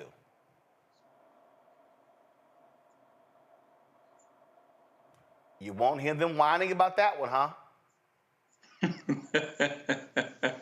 Yeah, I mean, hey, listen, it makes you speechless because there is such a double standard as it pertains to white folks in general and Donald Trump in particular. He is purposely irreverent, disrespectful, narcissistic. There's many more adjectives that I can put in there. And it shows up in ways. I mean, as it pertains to how many things has he done that should be objectively offensive as it pertains to the military, as it pertains to honoring families, and these other things. And, I had somebody tell me today, well, one thing about Donald Trump, you kind of know who he is. You kind of know who he is. Well, if he's an ass, is that good? Is that a good look? Okay, I know he's an ass. I know he's a convicted felon. I know he's someone that doesn't tell the truth. Are we better for that? And so, it's an interesting thing to see it kind of play out. But let's see what happens and what they're saying about that as his policy set in because of who he is. It reminds you of the story where somebody takes care of a snake and the snake ends up biting her and biting him, and the person says, well, why'd you bite me? I took care of you. He said, well, you knew you was a snake when you got with me. So, it's interesting to see what we're doing. We expect it to be something different than what it actually is. So I guess we'll see how we end up feeling about that. Absolutely.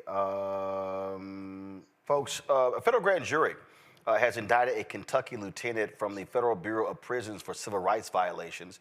Zachary Toney, who worked at the U.S. Penitentiary McCreary in Pine Knot, is accused of using unlawful force against an individual and falsifying records to obstruct an investigation. According to the indictment, Toney allegedly kicked and struck a handcuffed victim repeatedly, causing bodily harm. He then lied about it. Well, that's no shock. They always lie in those reports. Omitting the use of force and claiming no injuries took place, Toney also instructed correction officers to exclude observations of his actions from their reports. If convicted, he could face up to 10 years in prison for deprivation of rights, up to 20 years for each count related to falsification of records and witness tampering. And so don't be surprised at all, Joe, if we don't see these type of prosecutions under a Trump Department of Justice. Listen. It's in my notes. These are going away. All right. These are going away. You're going to see that list. You're going to see lying guys who actually want to prosecute the bad guys being told which bad guys they can prosecute and which ones they can't, or being told that, this is where you go, or being replaced if they don't do that. And so I saw it just as that. I saw it as a last gasp of trying to bring about justice in a situation where this guy clearly needs to be prosecuted based on what he said, what he did, what he instructed other officers that witnessed the incident to do in terms of leaving certain things out of their reports, et cetera. He is A1, example A1 of somebody that needs to be prosecuted to the fullest extent of the law. And so you add that along with one of the things that are promised in Project 2025, and that is getting rid of consent decrees entirely. And what that means is that police, bad police, will be allowed to run roughshod over people. These departments will not be held to account. And folks, even that are in the departments that are trying to do the right thing and have them go the right way. This is the one area in an irony where they seem to be okay with unions, because police unions are the ones that wield the power. And they'll rise up. This is what happened in Minneapolis. They'll rise up against the chief, even if the chief is trying to do what's right. And so that will be allowed to continue proliferate unmitigated and undealt with. And so it's going to be interesting. But that was my exact thought, is that, well, we aren't going to see too many more of these. I gotta run this by y'all. So the folks at Uncommitted, you know, they they were highly critical of Vice President Kamala Harris, President Joe Biden, and then of course they, you know, of course, told folks don't vote for them in Michigan. So they've released this post-election statement, calling for. I'm looking at this here. So they're calling for President Biden. They said, today our message is clear. This moment requires more than resilience. It demands decisive action. The Biden-Harris administration must put an end to the flow of weapons that fuel this cycle of violence, and it goes on and on and on. Now, they turned their comments off. I'm sorry, Mustafa. Go holler at Trump. Go tell all those folks in Dearborn, Michigan, who sucked up to Trump, who kissed his ass, who voted for him. Matter of fact, go talk to Jill Stein. Yeah, I mean, you're right. It's just amazing. You know, I put all this hope in people and assuming that we have these remarkable brains that we're going to use, and we make, you know, educated, calculated decisions about what would be best for our lives. And when you have individuals who have folks who have been very clear about what they won't do, and you still give them your vote, or you call yourself removing yourself from the process, knowing that that is the same thing as giving your vote, then it's just mind-boggling. I can't tell you how many people have called me and said, you know, in retrospect, I wish I had done X. Well, you can wish that you had done X, but you made a choice to either vote for Trump, or you made a choice to remove yourself from the electoral process. And there are going to be outcomes that are going to be detrimental to the folks who you said you cared about and who you were trying to advocate for. You could have had an administration that would have at least sat down and listened to you, and then you could have negotiated with them for some of the things that you wanted. But now you have an administration that is very clear that the things that you have asked for, they have no interest in. And if you push too hard, they will arrest you. If you're out in the streets marching and protesting like many of us have done over the years, there is a strong chance that you will be met by force. I'm not positive, but I think there's a strong chance. So, you know, you can't have buyer's remorse now. You made a decision, and now all of us have to live with the decisions that we've made. This is the one I love the most here, Randy. This was an article. The mood in Dearborn is a complex mix of disbelief and wary curiosity. Trump came to Dearborn and made a lot of promises. He said, adding that residents he has spoken to are wondering what Trump will do for Palestinians. LOI thinks the reality is obvious. It's clear as day that he's playing us. I think he's going to target us. That's what he's going to do. He's going to target our families, and it's going to hurt. So I think we're about to find out. Yeah, Randy, you're about to find out because you fucked around. Yeah, exactly. I was going to say they fucked around, and now they're going to find out, and they're going to find out swiftly. And, you know, people try. Look, we tried to tell you. I mean, you know, we tried our best to tell you. And Trump told you.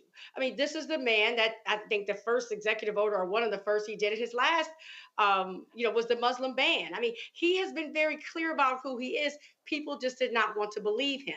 And they wanted to justify their misogyny and their racism and say, oh, it's because of this issue and that issue. But they did not believe who Trump told him he was. I mean, to me, he's been clear. So I don't understand the surprise. And now, of course, you're immediately seeing this remorse from all different identity groups as they see what this world is going to look like for them going forward, at least for the next 4 years.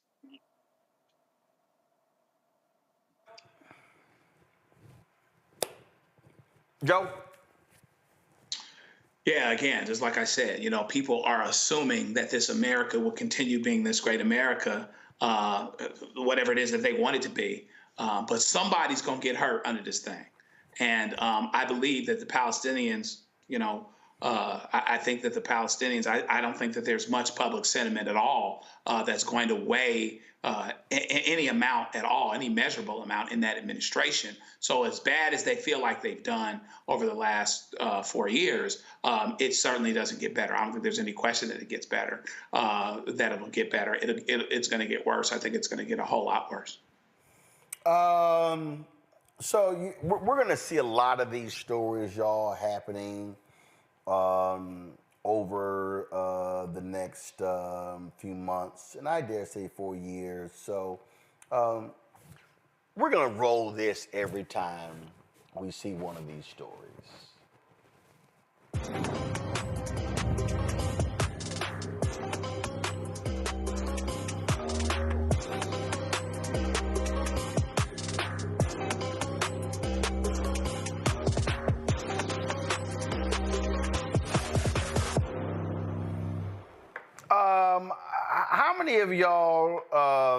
How many of y'all have seen the video, which I think is pretty funny? How many of y'all seen the video of the woman whining and complaining how her family has cut her off for Thanksgiving? I mean, she was shedding a lot of orange tears and just really upset. Let me see if I can give me just a second. I can pull this up. So my heart was just warmed when I saw this because I really don't give a damn. And I really enjoyed seeing all her tears about how her family has disowned her and she don't know what to do. And y'all, let me tell you something. Man, this video here, they lit that thing up on TikTok. They went to Homegirl's account and she just got lit. Man, where is this video? Where is it? Have anyone, y'all seen, first, have y'all caught any of these pretty good videos from these folks? Because me personally, I've been cracking up laughing. I saw the one about Hernandez. I can't remember his first name, and he voted for Trump proudly. And he has most of the neighborhoods, a Trump neighborhood, they have their Trump signs out there. And his kids went to play with the neighborhood kids, and the neighborhood kids told him that they didn't want to play with him, that them, and that you're Mexicans and go back to your country and you don't need to be here and get out. And so Mr. Hernandez has been crying and he's so upset and he hates it and he wish he hadn't voted for Trump. And that has been a very popular video that has gone quite viral. But he's literally on there crying because it's your kids, and the kids came back crying. They said, "Oh, they won't play with me." I mean, you hate for the kids to be hurt, but he really felt that he was doing something by voting for Trump. So yeah, I've seen that one. Oh, here it is, y'all. I had to find it. Okay, this, y'all, is awesome. Watch this here. I'm not crying happy tears. I'm not gonna be apologetic for being excited, because if it was the other way around, all of the Kamala supporters would celebrate. I wanna say that first. I'm very relieved because I voted what I believe in, and I felt heavy on my heart that it's the right thing. So knowing that it was the decision the American people made, I'm relieved and I'm very happy. Very, very happy, okay? It's the very first day of finding out the election results. All of us are happy. I'm very happy, but I'm not going to continue to post about it, but I'm also not going to be sorry about it. And I always talked about how my family, sorry, I don't want to make this more than once. I always talked about how my family had different beliefs, my grandma and my mom and my sister, and how we always got along. And I wore my grandma's sweater to go vote, and I'm so sorry. I'm trying not to cry, okay? But my heart's broken. Try not to cry. Yeah, try it. My grandma just sent me a very sad text. It broke my heart. And my mom has yet to text me back today. Am I real? My point of making this video is to say that I am very happy, and I expressed how happy I was, and I'm not going to be sorry for that. I'm completely heartbroken that my family is taking it how they are. I never did this to them when Biden won. Never. But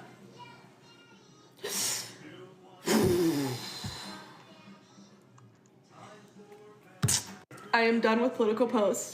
From here on out, it's back to normal. If you don't like me because of who I voted for and you have to unfollow, go ahead. My own family unsubscribed from my life, so you can too. I promise. It doesn't get worse than that. Guys, I'm not crying.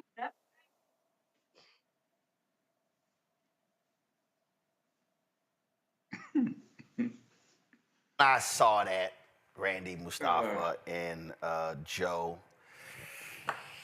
You know, all I could think about was this. Come on, guys.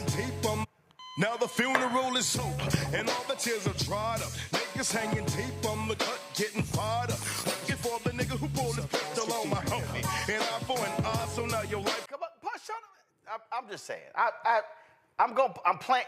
Guys, go come back to the panel. Thank you. All right, we're supposed to play that over the panel. That's what I'm thinking. I got no tears. Every time I see one of the videos, I'm gonna play Scarface. Every time, Mustafa. Every time. I'm gonna play Scarface. You should, because, you know, maybe I think about this stuff on a deeper level. You know, these folks, you know, as they're celebrating, are they really paying attention to the actions that the person that they voted for is already putting in place, and the pain that it's going to cause, and the individuals who are going to be hurt by it? So, you know, someone once told me, sorry, not sorry. That's exactly where I am in this moment.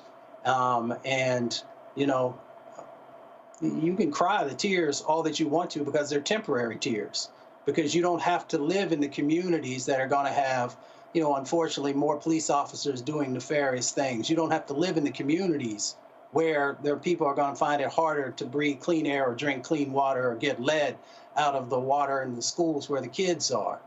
And I can go down the laundry list of things that these people are going to be crying real tears, while you'll be able to go right back to your life as you were. Yeah, I mean, I don't want to. Matter of fact, several people sent me this one too, and I really, Randy, do not care how this dude feels. MAGA family, I was on TikTok Live, and a fellow Trump supporter said that all he needed was my vote. I'll never be part of the MAGA family, and that I'm black, I'll never be accepted, but he just got my vote.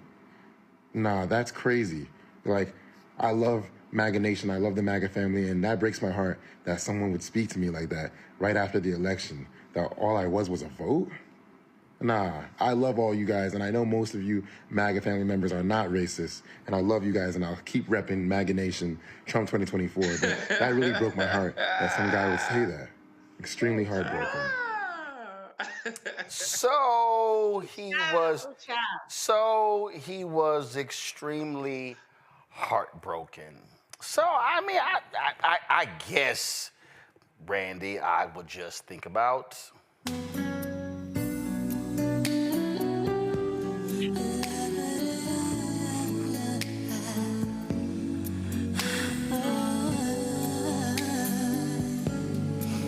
Tony Braxton's Unbreak My Heart. Man, go sit your punk ass down.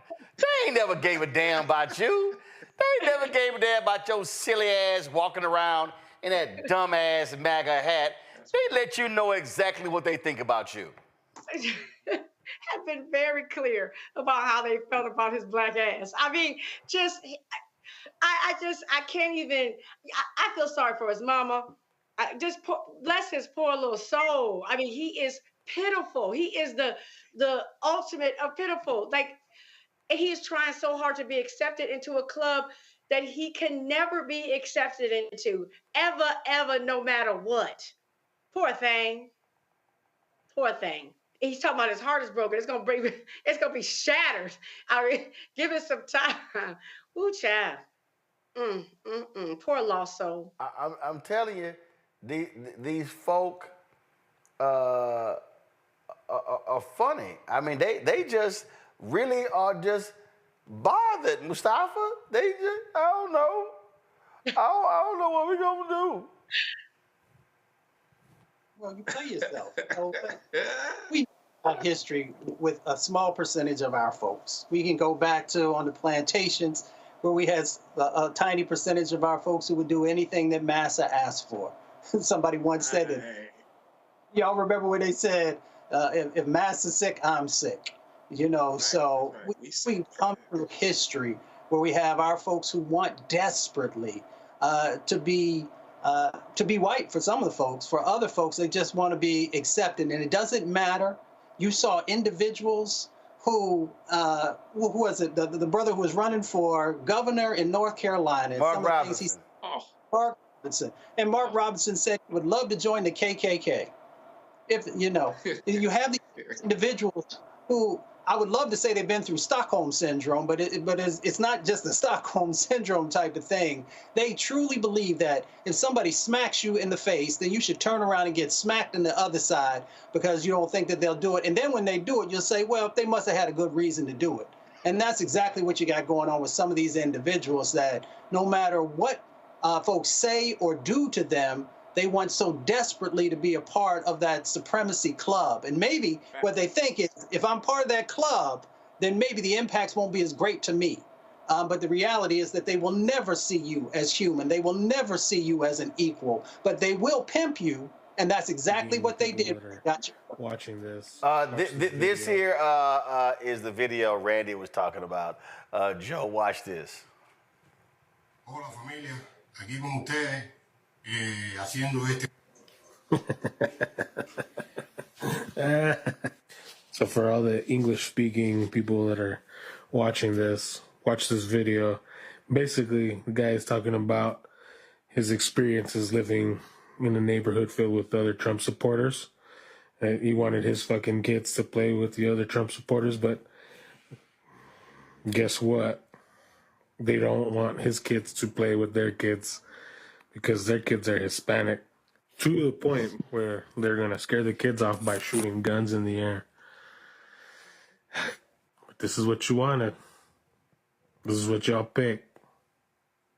So don't complain and don't fucking bitch. This is what you fucking chose.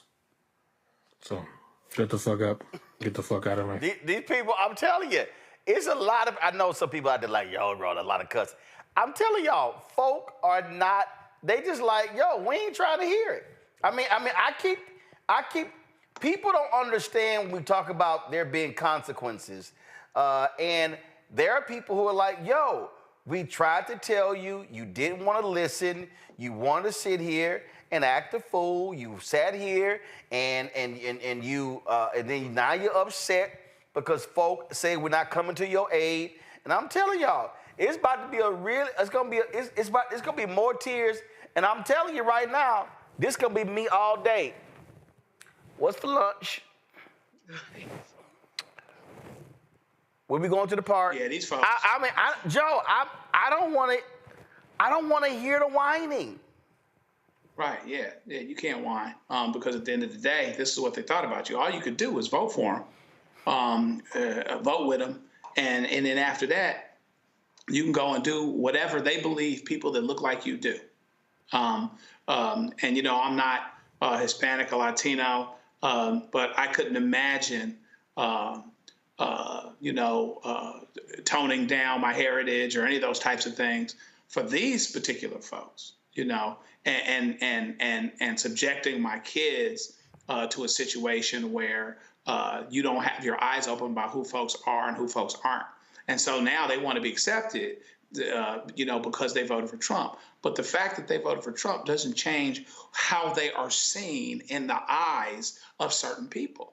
And so now you're going to have to deal with that. And that's where you are. And then this brother with the MAGA hat on, listen, I wouldn't get his cat 5 cents for cheese on a Whopper. He didn't get to come to the barbershop. He don't get to come to the barbecue, and he gonna have to sit in the back row in church. Okay. Now the sun is going down in here in California, so he better go and get his black behind home before Massa beats him like he stole something. That's all I got. I'm just telling y'all right now, okay? I'm going to H-Town for Thanksgiving. And everybody else, they're going to be having their turkey and stuff. I'm eating gumbo. I'm just telling you, look, ain't nobody rolling up in the crib with a MAGA hat. Right.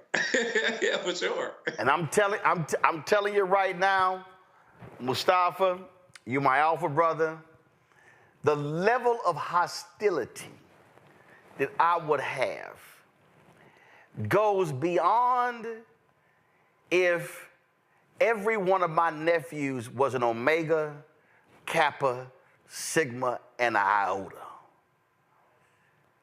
I would be like, oh, hell no. I'm telling you right now. So for all these people who say, well, no, you know, we should put politics aside.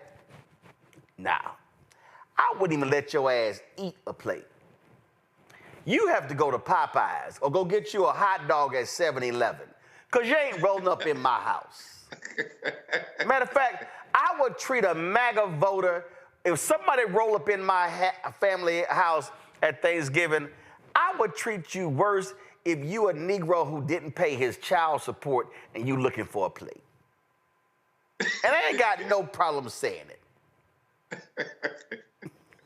mean, it's real, right? So folks who decided to vote for Trump, there's an ideology, and that ideology is not one that is beneficial to our communities. So why would we co-sign? Like when we hang out with someone or we invite them into our space, we are saying that your belief systems are something that I'm comfortable with. So, you know, I'm just always amazed how we try and figure out ways of sanitizing, you know, the most vile things.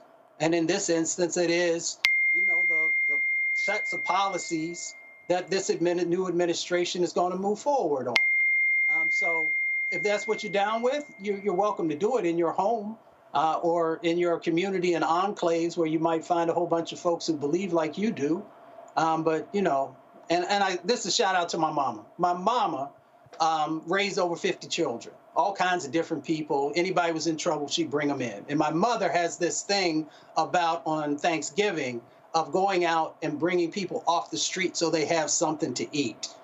So Mama, I hope this year that you don't not necessarily bring folks in, but that you are selective about the individuals who deserve your charity and your grace. Well, Waka Flocka had a little attitude because this happened. He was supposed to appear at some event, and these folk in D.C., and these folks, this Lax Wine and Spirits, they said, I love and support my community first and foremost. I'm not a huge political or music person. I truly had no idea about the views of Waka Flocka Flame, nor do I share his views. My community has spoken, and the event tomorrow has been canceled. It's supposed to be a meet and greet. Hey, dog, take your ass to a MAGA event. Let's see if they buy your music. You can go out there with Diamond and Silk or Diamond. I can't figure which one of them is still living. Go on ahead and go with them. No, don't be trying to roll up in here. Because see, here's the other deal. Waka Flocka, before the election, cussed out the audience and said, if you a Harris supporter, get the hell out of my concert. I ain't got no problem with them canceling his ass. No, Waka Flocka and Amber Rose need to get together and figure out a new career. Because I promise you, MAGA ain't going to have near one of them. And I said near one of them on any circuit. They're not going to be working with them. It's done. They used them for what they used them for. They've been over, they got what they got, and it's over. And so, and he showed the Black community, and Amber Rose showed the Black community who they really are. And we're not going to forgive them. They're not coming back. So they need to start looking for some sort of other skill. I hope they have other, well, I don't know if Amber Rose really ever had. And Joe, Ray J too? All y'all gone with them red hats. I didn't know about him. Yeah. Oh yeah. Ray J was down there at Mar-a-Lago with Amber Rose, all excited and happy. As they, hey, as they, Joe, I'm gonna go to the country. Go on get. Yeah, you know, hey, listen, go and make it last forever like Keith Sweat, because you know, hey, listen, you know, all you got, the lifeblood of one's musical career is being able to appear with your audiences, and you might cross over a little bit and do some pop and that kind of stuff. But at the end of the day, if your people don't support you, you're going to end up having a problem. And so you run the risk of having that happen. And so, you know, whatever comes. And so, you know, you really need to look both ways before you cross that street. And if he didn't, and he suffers a consequence, then that's where he'd be. I mean, I guess he's sure that he doesn't need music for his career and for his life to work out. And if that's the case, that's fine, because there's a whole lot of people that might not check for him because of how he came out. And that's just how it is. Well, there you go. And just in case you didn't see this photo here, well, there you go. Okay. You ain't coming to my house for Thanksgiving. All right, y'all, that's it. I appreciate it. Thank you so very much to Randy, Mustafa, as well as Joe. I appreciate it. Folks, you know, y'all know, we keep it real, we keep it honest, and we don't sit here and play games. And so we just go ahead and call like a TI is. You know, and some folk, you know, they can't handle that, but that's how we do it, how we bring the funk, because sometimes you got to do what you got to do. And so that's what we gonna do. And so we gonna keep doing that. And so I'm about to sit here. Let me do this before I go. I got to give a shout out. And I cannot believe my man is 17 today. Yo, I cannot believe my man. So this is a photo from 2 years ago of my nephew Chris. Chris turned 17 years ago. So, you know, we all the November babies. So my nephew Chris, his birthday is today. My brother's birthday is tomorrow. My birthday is on Thursday.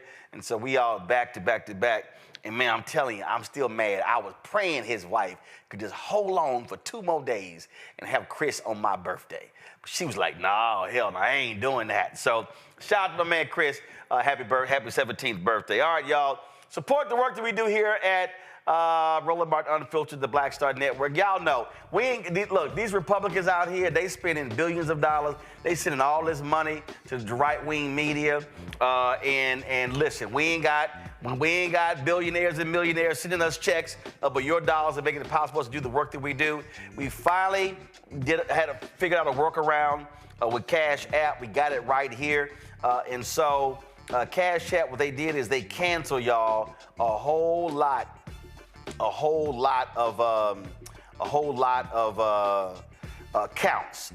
accounts, business accounts. And so they did not allow us to be able to do it. We had to close our accounts. But my man Keenan found this workaround. And so now you're able to support the work that we do by, of course, using this QR code. So if you go through Stripe, so what you'll do is you simply put in your name.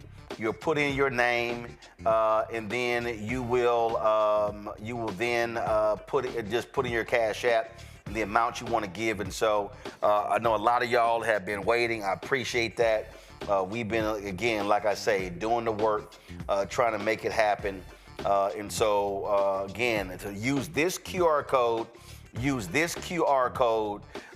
for you to give via Cash App. Now, you can see your check and money order, P.O. Box 57196, Washington, D.C., 20037 0196. PayPal, R. Martin Unfiltered. Venmo is RM Unfiltered. Zelle, Roland at RolandSMartin.com. Roland at RolandMartinUnfiltered.com. Download the Black Star Network app, Apple phone, Android phone, Apple TV, Android TV, Roku, Amazon Fire TV, Xbox One, Samsung Smart TV. Also, be sure to get a copy of my book, White Fear, How the Browning of America is Making White Folks Lose Their Minds, available at bookstores nationwide. And again, put the Cash App, use this QR code via Stripe for you to donate via Cash App. And so we appreciate all of you who donate. Also, a bunch of y'all been messing around. Y'all should be hitting that like button on YouTube. Y'all hurry up. Y'all been slow, so hit that doggone like button. So we can go ahead and register that so we can keep this thing moving and build up the following, and we have more people, of course, checking out the show. So please do that. And I found this, and this is when we were in Jamaica last year. So this is a more recent photo of me and my homie, my nephew Chris. So again, Chris, for happy birthday. All right, y'all, that's it. I'll see y'all tomorrow right here on Roland Martin Unfiltered on the Black Star Network. Holla! Black Star Network is here. Oh, no punch! I'm real revolutionary right now. Thank you for being the voice of Black America. All momentum we have now, we have to keep this going. The video looks phenomenal. See, this difference between Black Star Network and black-owned media and something like CNN. You can't be black-owned media and be scared. It's time to be smart. Bring your eyeballs home. You dig?